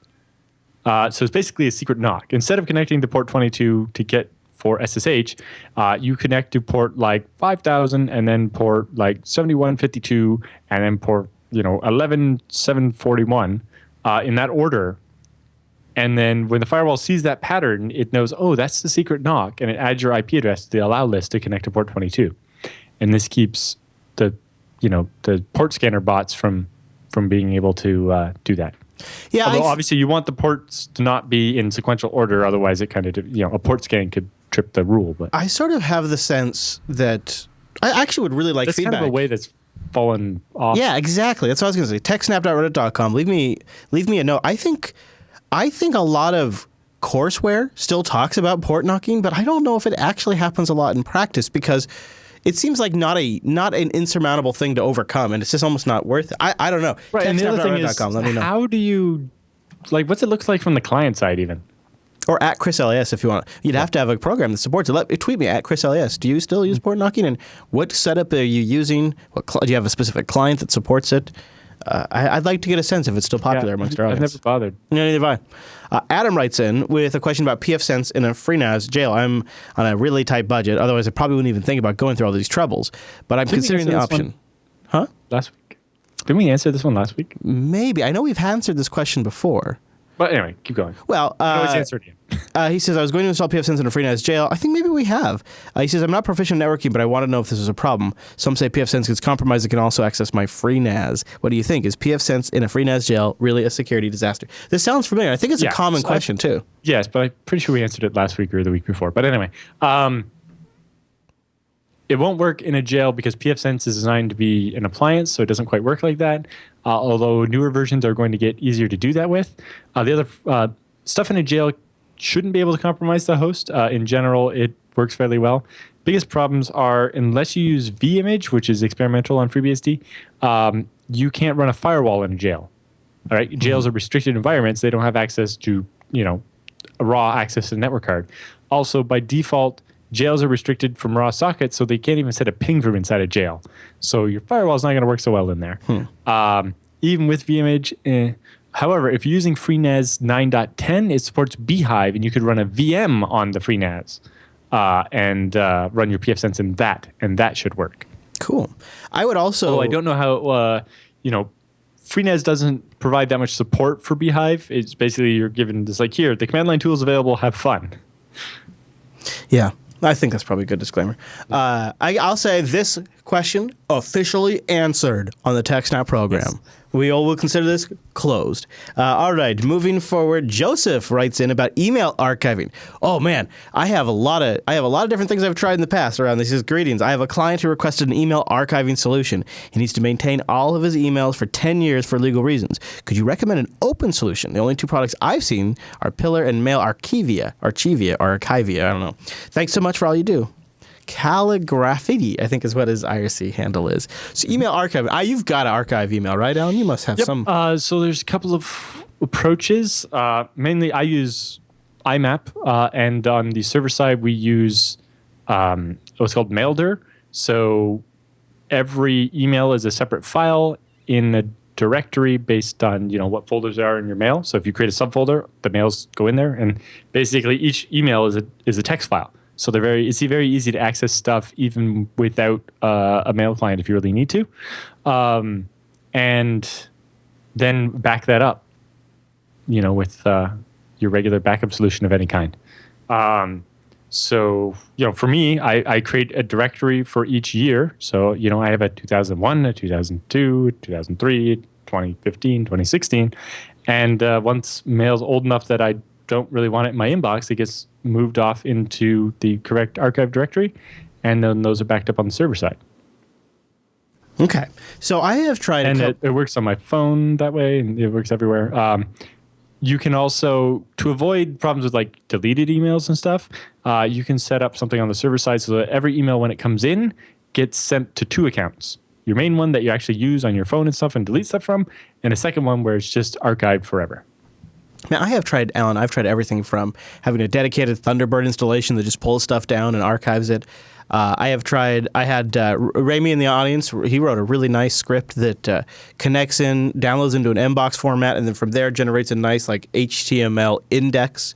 I hate MBox format because it concatenates all the mails together. That's why I like Maildir, which each email is a separate file. Yeah, it might if have something been goes Maildir. cattywampus, only you lose one email. That's right. Yeah, not the whole MBox and all your emails. It might have been Maildir. I can't remember the format. But so for legal reasons and with the 10-year scope, I actually have specifically I have had this particular issue. Let me see if they're still around. But TarSNAP and your Maildir can be very good friends. I do not. Yeah. Let's see. I don't know if they still offer this as a service, but I have in the past taken advantage of solutions that the way they work is, and I don't think that they offer this anymore, but they look at things like I don't know, maybe MailRoute does this. It's a service that it basically becomes your spam filter and your archive solution. It's done at the send and receive level, so that way the user doesn't have to do anything, and they store, at least in the implementations I've used, they store the mail in a Zimbra server. Now Zimbra, it is an open source mail solution, and it uses SQL for the backend mail database. Now, this is where it gets nice for searching, doing querying, 10 years. If you have to go back and for a legal case and pull something out, nothing beats Zimbra search for this. There is an API built around it that you can use, but there's also just an incredibly powerful search interface in there, down to you can just use SQL syntax. So that is a really nice solution because all of the systems I've tried where the user has to initiate the archive solution or requires software installed on the user's computer break when they send and receive mail from their mobile, break when they have to do a new machine, or if they require user interaction, eventually don't happen and they break down. That's why I've always done it on the server side with the basically on the email server where it stores the authoritative copies of all the emails, which my 2 computers, my laptop, and my phone all pull from the same account that way. I do it there, but I can definitely see the advantage of instead of having just a mailbox there, which you can then connect an email client to, actually having it searchable like that. Yeah, for sure, especially if you're using it for legal cases, which in my case, my clients were.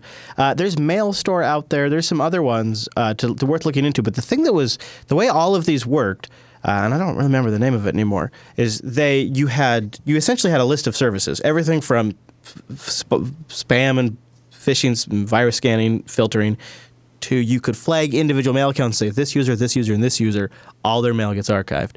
And the other really nice thing about it was because these lawyers were super, super, super powerful mail users. Like they did multi-million-dollar deals over emails being sent with PDF attachments. It was super, super dependent on the mail server being functional. And when the mail server went down, they were literally losing tens of thousands of dollars. And I would get phone calls with people screaming at me. And so the other nice thing about this archive solution, because the way it was built in line to their mail system, is in a pinch, they actually could log into the Zimbra server and just resume doing their mail like normal in this alternative backup mail environment that had copies of everything they had done. There was, contacts weren't there and autofill email addresses weren't there, which they always wanted. But to be able to get to your email and send your email meant that they didn't lose, $15,000 from a client. And so it was a fully complete solution, and SQL-backed meant that we knew we had long-term flexibility 5-10 years down the road, where something that's not backed in a big database like that might not last for 10 years. Well, that's the other advantage with Maildir because it's a standard format, and basically Maildir, each email is literally a text file with the contents of the email. Versus something like an Outlook PST file that they used to have problems when they got gigabytes and all these other issues. It just meant that you can import that mail into anything. Every mail server that I know of supports Maildir. except for Exchange. Exchange has some features too now, but I like to get it out to a different system. So what we do for Scale Engine is our mail server. We have the mailders, and that entire ZFS data set of all of our mailders is replicated to another server, so that in the event our mail server were to just catch fire or whatever, right? The backup mail server that's already receives the email, buffers it, and then sends it back to the first one when it comes back up, can always be flipped over to being the master and have all of our old email up to it lost maybe 15 minutes of email before between the last time it replicated and when the master mail server went down. And any email sent after the master server went down is queued up on this backup mail server. So you just tell it, hey, you're the master now, and it processes all that queued up mail, delivers it to my inbox. I change the DNS, my email client picks up the mail, and nobody else has to know anything changed. How? That is slick. All right, so Lee's got our next question about virtualization of Windows servers. He says, I spent a few years migrating our company away from Windows and Exchange. We now, that's funny, we now use Google's apps and Ubuntu desktops and have Linux servers for all sorts of open source goodness. However, we do currently still have a Windows server that is used for hosting our ERP systems with Microsoft SQL. Our users remote into the server via Romania, and we also have a Windows DC domain controller, but this is just used to authenticate the terminal server for user accounts and sessions. Our Linux servers handle all the DNS, DHCP, etc. Time has come to upgrade this nasty Windows stuff. Unfortunately, Epicor, that's their system, is Windows only. So my dream of ditching Windows altogether is still unreachable. But something I really would be keen on doing is to buy a shiny new server, install preferably Debian or Ubuntu server, although other variants might be okay, and on bare metal, and then virtualize 2 to 3 Windows 2012 servers, a domain controller, remote desktop with Epicor on it, and a Microsoft SQL server. I understand I could do this with Windows and Hyper-V host, and then virtualize more Windows on top of this. However, it would be great if I could bare metal Linux, if I could use bare metal Linux in the future or even present, because it opens up the possibilities of utilizing ZFS and all the ZFS send snapshot goodness, which I feel is a great level of protection against ransomware evilness. So my question really just comes down to, is it possible, and what would be the best path to take for reliability and performance? Thanks in advance for all the great shows. Great question. So hypervising Windows or virtualizing Windows. Yes. So in Linux, built in, they have KVM, which I think can do Windows, right? Oh, yeah. And they have Zen, which can also do Windows. In fact, Microsoft is even the contributor of the source code for the drivers for Windows in KVM. So they're pretty solid. Yeah, and then you can actually do it on FreeBSD. We have Zen as well. And then we have Beehive, which is just now getting full graphical support for Windows. So it's had support for Windows for a while, but it had to be headless Windows. Now it can actually be graphical Windows as well. Longtime listeners are going to roll their eyes when they make mine. I say this because they all know I'm going to say this, but Proxmox, Debian-based KVM sits on top of ZFS. That's a super nice setup for him. Yes, that would work there, except for it sounded like you wanted to use the host machine for other things, not just an appliance. But yeah, you could do Proxmox and have a Linux VM that does the rest of the Linux stuff, and then is Windows VMs. The nice thing about that is with Proxmox, you could set up a second Proxmox and then have the ZFS storage be separate as a third machine, and then you can live migrate back and forth between the Proxmoxes when you want to upgrade them. So you can say, all the VMs move from A to B, so I can reboot B, and then move them all back to A, reboot B, and then split the load between the two to have more performance or whatever. It really gives you that much more flexibility. Yeah. Yeah, and I think I'm going on 3 years of running it in production now, I think. I'm not sure. I'm getting close to that.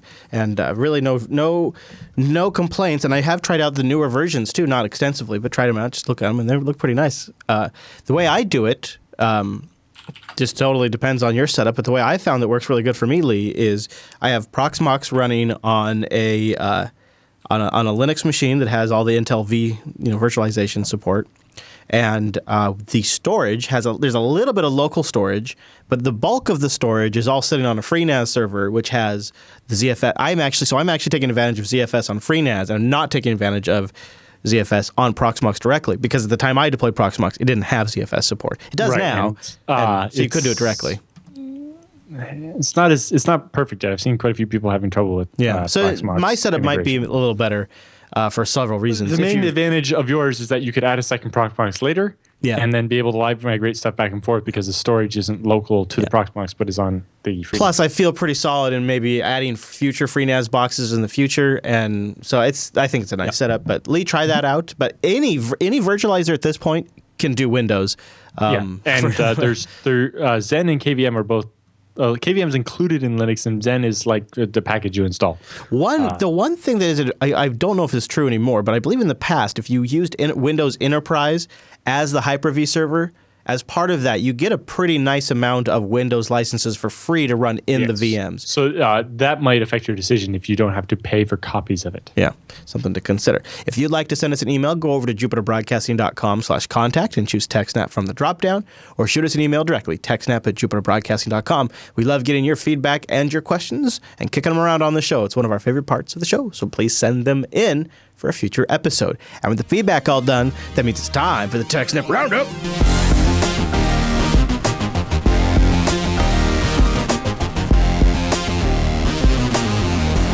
Welcome to the TechSNAP Roundup. Yeah, that's what that crazy music means. Now, the roundup are stories that just didn't fit at the top of the show, but we still want to talk about a few things and give you some links to read more on your own after the show. And a good mix of these links came from that crazy subreddit over at techsnap.reddit.com. I think I saw this first one submitted over there a couple of times, actually. An online black market is selling access to government servers for as little as 6 U.S. greenbacks. That's all it takes. Well, probably because the machines don't have anything sensitive on there and aren't worth very much. 70,000 compromised servers, according to Kaspersky Labs, is in the catalog in 173 countries. Yikes. So they're not all U.S. servers. No. So calling them government servers is probably a little... Government service. Yeah, that's what the headline is. So this is a good one. Speaking of headlines, how about this one? Dropbox smeared in a week of mega breaches. What happened, Alan? Yeah. So remember all these mega breaches with the Tumblr, MySpace, LinkedIn, etc. Yes. And so LifeLock, one of these identity theft protection services, well, they monitor these and they try to tell you, match it up with your credit card statement and tell you when a service you're using is compromised. Well, they got some false positives going on. Basically, because of all the Tumblr and so on breaches, they're like, all the people that were affected by the Tumblr breach had Dropbox access or whatever. And so they started saying Dropbox was compromised. It turns out they weren't. And that their automated breach detection system was bogus and started blaming Dropbox because, it's, as Krebs has talked about before, when a whole bunch of credit cards get stolen, the banks look at, all right, what charges are common across all these credit cards? Sure. Well, sometimes there are things that are common to every credit card, not just the ones that were stolen. Right? You have to look at it both ways. You have to be like, all right, what charges are on all of these credit cards, but not on everybody else's credit card too, right? If you looked at all the people who's had their credit card stolen that do some kind of online shopping, I imagine most of them also have Netflix or something, right? And that would also be on there. Anyway, so LifeLock wrongly accused Dropbox of being a source of a breach when they totally weren't. Wow, that's embarrassing because that's supposed to be their thing. Yeah. Well, it turns out their thing is totally bogus and is all about lipstick on a pig. It does feel like that, doesn't it? This one's a little unfortunate. Let's Encrypt accidentally spills 7,600 user emails. That's a relatively small number. Yeah, it is. And it says accidentally spilled. So I wonder what happened. Did they post we are aware of an issue with emails sent over the past few hours and apologize. The email and update to this subscriber agreement had a list that contained at least 7,618 email addresses appended to probably people subscribed to a certain list. And they all were input. So everybody on the list got to see everybody else's email, apparently. Yes. That just happened to me. The community I live at, the manager of the community sent it out and accidentally CC'd and then tried to cover it up. And then tried to cover up by sending the same email but BCCing everybody. I'm like, oh, what are you doing now? You're not doing anything. Somebody did that when they're organizing a meetup thing. And I was like, well, I would normally make fun of you for this. It was quite useful to get a couple of those people's emails. Yeah, right. It is actually. Like the one that they're actually going to read because they signed up for a meetup with this one, right? Yeah, I was like, thank you. I actually wanted some of their email addresses. All right, so what is this? The Zettabyte file system from March 3rd, 2016, brought to you by Matt Aarons.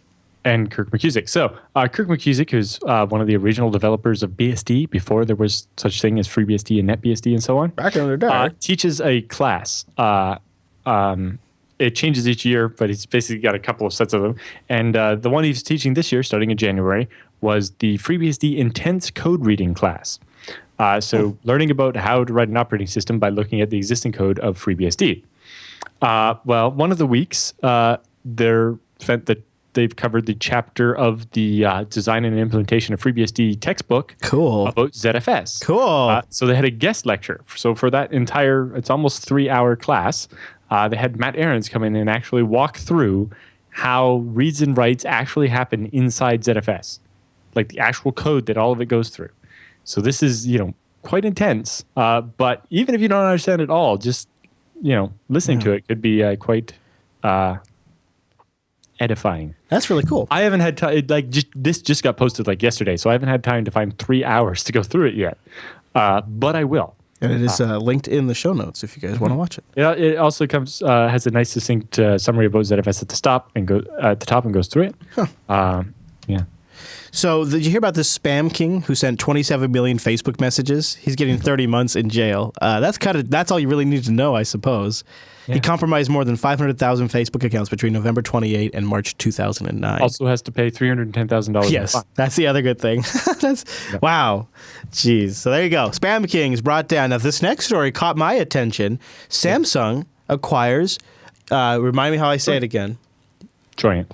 I thought so. Yes. So Joyent is a company that makes SmartOS, which is a version of Illumos, which is a fork of OpenSolaris. Basically, they make a technology stack based on ZFS, the KVM hypervisor, and this technology they have to emulate Docker.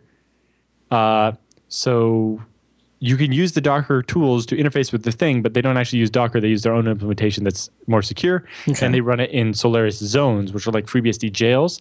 So unlike Linux containers, they're actually isolated, and you can't break out of them. But anyway, they're a cloud provider.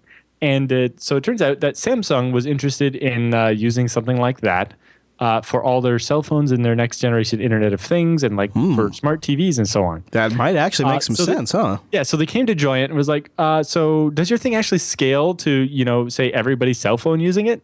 And Joyent's like, well, we don't know. We don't have that many computers. And I think they were going, I was like, well, we would need 100,000 more servers to find out. And, we're a startup. We don't have that kind of... And Samsung's like, okay, here's 100,000 more servers. Really? And let's see if it works. Really? And yes. And it turned out it did work. And then so Samsung has acquired Joyent, but will continue to operate it as a separate company that's just owned by Samsung. So it'll continue to be basically the same as it was, except for maybe have a bit access to more money. That'd be nice. And also, SmartOS will remain open, and they will continue to open source things. Brian Cantrell will still be allowed to give interviews, which is the most important thing to me. So still get great episodes of BSD now. Yeah, but it seems like pretty interesting news, and we have a link there to a letter from Brian Cantrell about it, and it has a link to a letter from the CEO about it as well, if you're interested. But basically, they made sure as part of the deal that they will continue to get to be an open source company, making their product open source. Sounds good. I think part of the reason for that is the reason people are willing to adopt SmartOS in the cloud is that they can also run the same thing on their own servers and know that they could migrate to a different cloud provider if they needed because the whole stack is open and available there. And that, you avoid the lock-in you get with, say, something like Amazon. So, should we start talking about lava? Watch out, lava! The floor is... No, it's large-scale automated vulnerability edition. What is lava? So this is a paper about basically making it easier to detect vulnerabilities by randomly adding vulnerabilities to existing code and seeing if you can find them. Oh, interesting. Like putting a plant in there and seeing if people... That's great. But basically, it's all about bug finding. So it's definitely an interesting read. I didn't have time to read the entire paper. But it's interesting. Every now and then, paranoia proves useful. Very clever phishing attempt to grab my Gmail account. This one is super subtle. And he has a picture here of the Gmail headers from his Gmail. So he gets an email claiming to be from Gmail saying that someone signed up for an account with the same name as his, but with an extra letter. So it's like his account name is like NAA something or whatever. They added one extra letter to it. So like NAAA, blah, blah, blah, saying, hey, this new address has been registered and, it's claiming it's yours or whatever. And so there's a link to it. And when you hover over the link, you see it's actually a real link to Google. So, oh, that's not phishing then, right? but the link is to disavow the new account. Right? To say that new account's definitely not mine. Okay. And it shouldn't be associated with my email account or whatever. Except if you look at the link very, very closely, it's the version without the extra A. So if you follow the link, you're disavowing your account, allowing the bad guy to take it over. Oh, man. That is super subtle. That is basically clever. The link actually goes to real Google, not some phishing site, so you would almost fall for it. And it basically gets you to disavow your own Google account. Hackers steal. Then someone else could register the same account and then do a password reset on your Twitter, and boom, shakalaka, they have Oh, ours. yeah. Hackers steal 45 million accounts from hundreds of car, tech, sports, and sports forums. Yikes. This is just, it's like a... Yeah, so this one company ran 1,100 forums, including like car guide, this guide, that guide, other thing guide, and a bunch of similar kind of junky websites, honestly. Yeah. But all of them had forums. A lot of them were running outdated, vulnerable versions of V Bulletin and so on. And in total, the attackers managed to get 45 million accounts out of the 1,100 forums. Most of them appear to be using MD5 hashes salted, but probably not very well. I think if it's V Bulletin, it's not very good, and almost every password cracker has built-in support for the custom thing V Bulletin does because it's easy to do really fast, and it doesn't actually provide much protection. You could crack the crap out of this on a video card. RSA keys can be harvested with microphones? Yes. What is this, so James Bond action? No, your CPU makes certain like coil whine noises. Oh, my God. Based on what kind of math it's doing. That's hilarious. By recording your computer doing that a couple times, by sending you encrypted emails and having you decrypt them, it could pick up enough of it to maybe recover your entire 4096-bit RSA key. We've talked about attacks like this before, but they didn't work against keys that big. Okay. I thought they were usually like a fraction of the key, not an entire 4096-bit key. This next one might get some audience members' attention. A Telegram bug allows attackers to crash devices and soak up your phone bill. Soak it up. So this one, they could crash your phone and make your phone make calls and so on and drive up your phone bill a lot. So hopefully there'll be an update to the Telegram client and you can avoid this. Geez, this article says that these guys are just gaining popularity like crazy, Telegram is. Yep. And so they basically found a flaw that I think it's just like a huge file, right? Here they have they call it the message size restriction bypass, yeah. So I will watch out for that because I do enjoy myself some Telegram. Laid off with a non-compete, this bill would guarantee salary. This is a nasty thing. So basically a thing a lot of companies do when they hire you is make you agree to a non-compete clause saying that, you're working for us and we're going to give you access to our, secret sauce. But that means that you cannot work for one of our competitors for the next 3 years or something like that. Right. Basically, you can't work in this industry. You can't work anywhere where the secret knowledge of ours that you have will be of any use. And there can be pretty problematic, For example, what was the name? Who is the MSNBC broadcaster? Brian Williams? That got fired? No, before that. The opposite of Bill O'Reilly. Oh, yeah, Keith Olbermann. Keith Olbermann. Good he got fired and he's had like a 3-year non-compete clause left. So that meant he couldn't be on TV for the next 3 years and basically ended his career. In IT, these are very popular. Like currently, 18% of all U.S. workers are under some kind of non-compete clause, and 37% of all people will be under one at some point during their career. Yeah, I had them when I took on clients. Yeah, and some of them are getting obnoxiously long.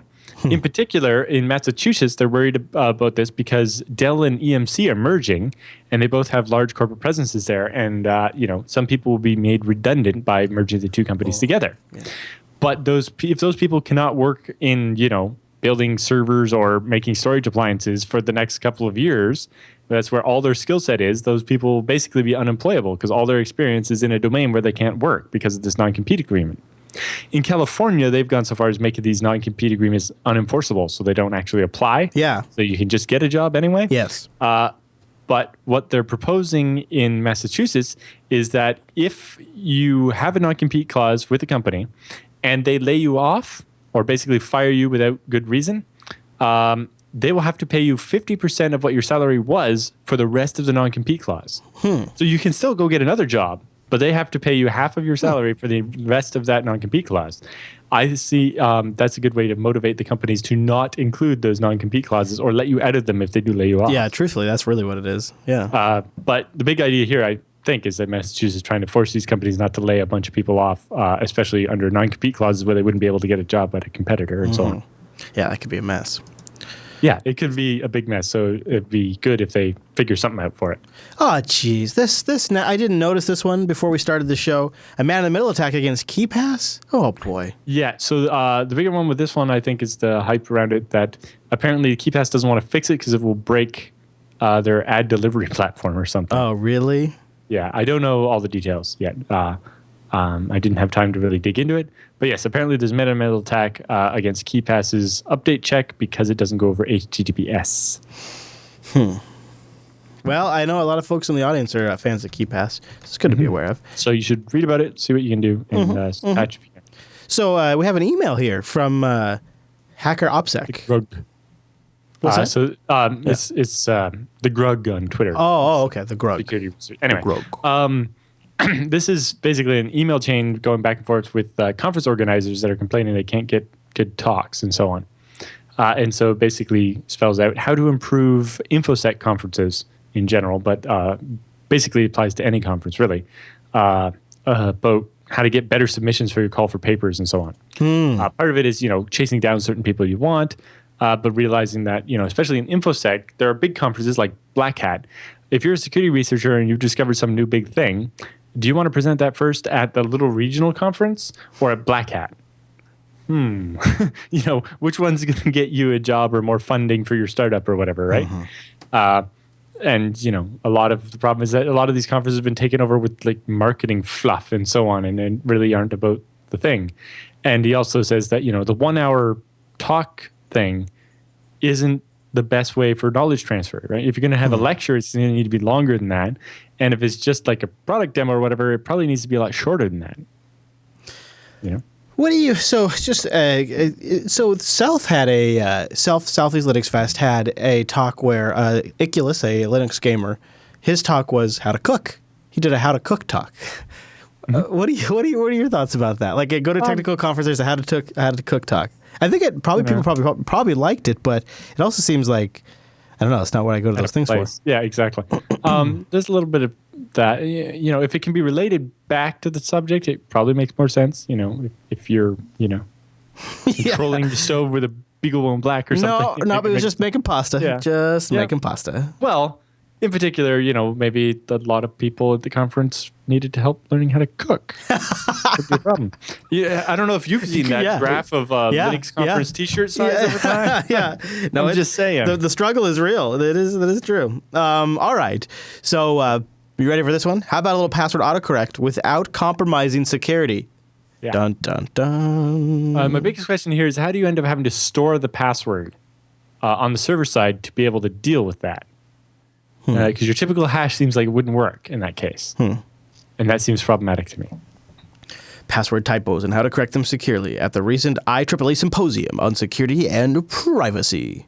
3 common types of password errors. The advantage of solving the problem of that, you're trying to type your password on your phone keyboard and have problems, and that often results in people using a weaker password on their phone that they would like to. Yes. And being able to deal with that would probably be good, although I think, something like LastPass or something on the phone probably makes more sense than that. But it's interesting. I haven't had time to dig into it. That's why it's just a roundup story. But it could be. I just do wonder about the server side of it, how that has to work. You say Access, and I think Microsoft, but that's not what this is about, is it? No, this is just a little short story about kind of social engineering, kind of, a little bit. I haven't actually read the whole thing, but it's a short story. And it seems pretty interesting. I think the audience would enjoy it.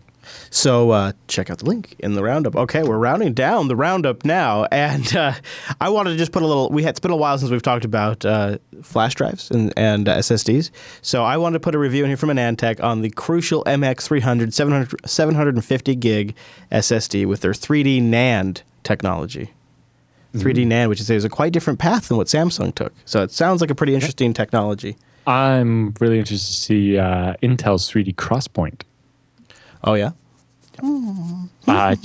Did I tell you about the NVMe PCI Express card I got to play with in the FreeBSD cluster? I don't think so, no. So it's a PCI Express card with the flash on it. It's like the P3700 or whatever. They make a regular SSD version of it, but it's not nearly as fast. Okay. Because the big difference is with NVMe, instead of it pretending to be a hard drive, it knows it's flash. Right. And so you need special drivers to access it.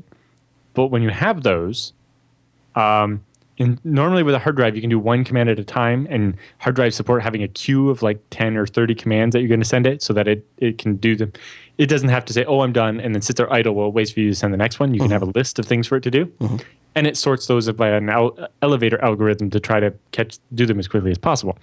With an NVMe, in the current generation, you can do 64 commands at once, because there's no head to physically move, right? So you just read the different parts of the flash. In newer one, the protocol supports up to 65,000 operations concurrently. But anyway, yes, please. This NVMe device is 800 gigs. So you can buy an SSD like that. 800 gigs. It reads at 3,800 megabytes per second. That's almost 4 gigabytes a second, and writes at 1,800 megabytes a second, almost 2 gigabytes per second. Wow. And you do 64 operations concurrently.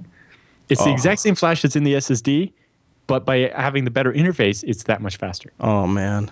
Like that same as an SSD, you're pretty much capped at like 600 megabytes a second for the exact same thing. It's like 600, 3,600. I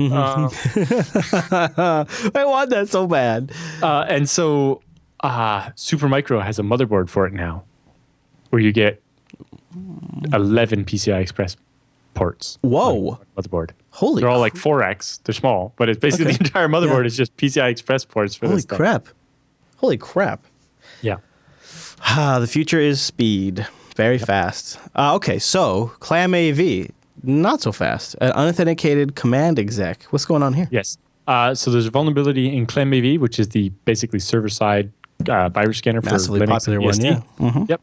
Owned by Cisco now, where you can inject a command and make it do it without having to be logged in or have any access. So you can trick the virus scanner into doing things, which is never a good thing. No, that is not. And then our last story for the roundup from Bluecrypt.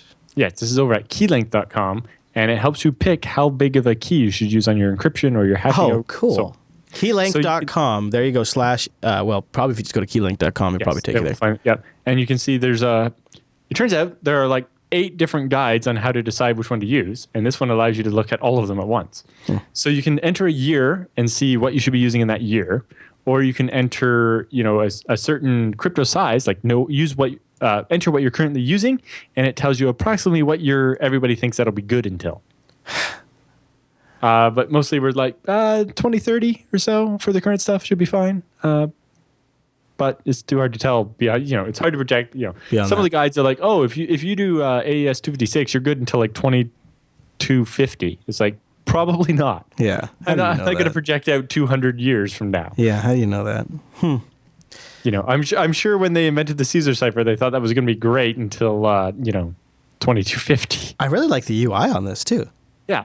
It's a nice flow way to do it to sort of understand it. So and they have links to all the actual guides so you can read the full PDF and see what the justification is had for deciding that SHA 384 is good enough for now. Well, there you go. Links to everything we talked about over at jupiterbroadcasting.com. Just look for episode 271 of the TechSNAP program. And I invite you to join us live over at jblive.tv. We do this show at 1 p.m. Pacific, which is 4 p.m. Eastern, 2000 UTC. Yeah, you can go to jupiterbroadcasting.com/calendar to get that converted to your local time. You can also visit jblive.fm if you want an audio-only stream, which is better in low bandwidth situations, or perhaps, you're walking around. I don't know what you do. I don't know what you do. You could also just grab the RSS feed and get the nicely edited, compressed, perfectly version that we've put together just for you. You can find the RSS feeds also over at the show notes.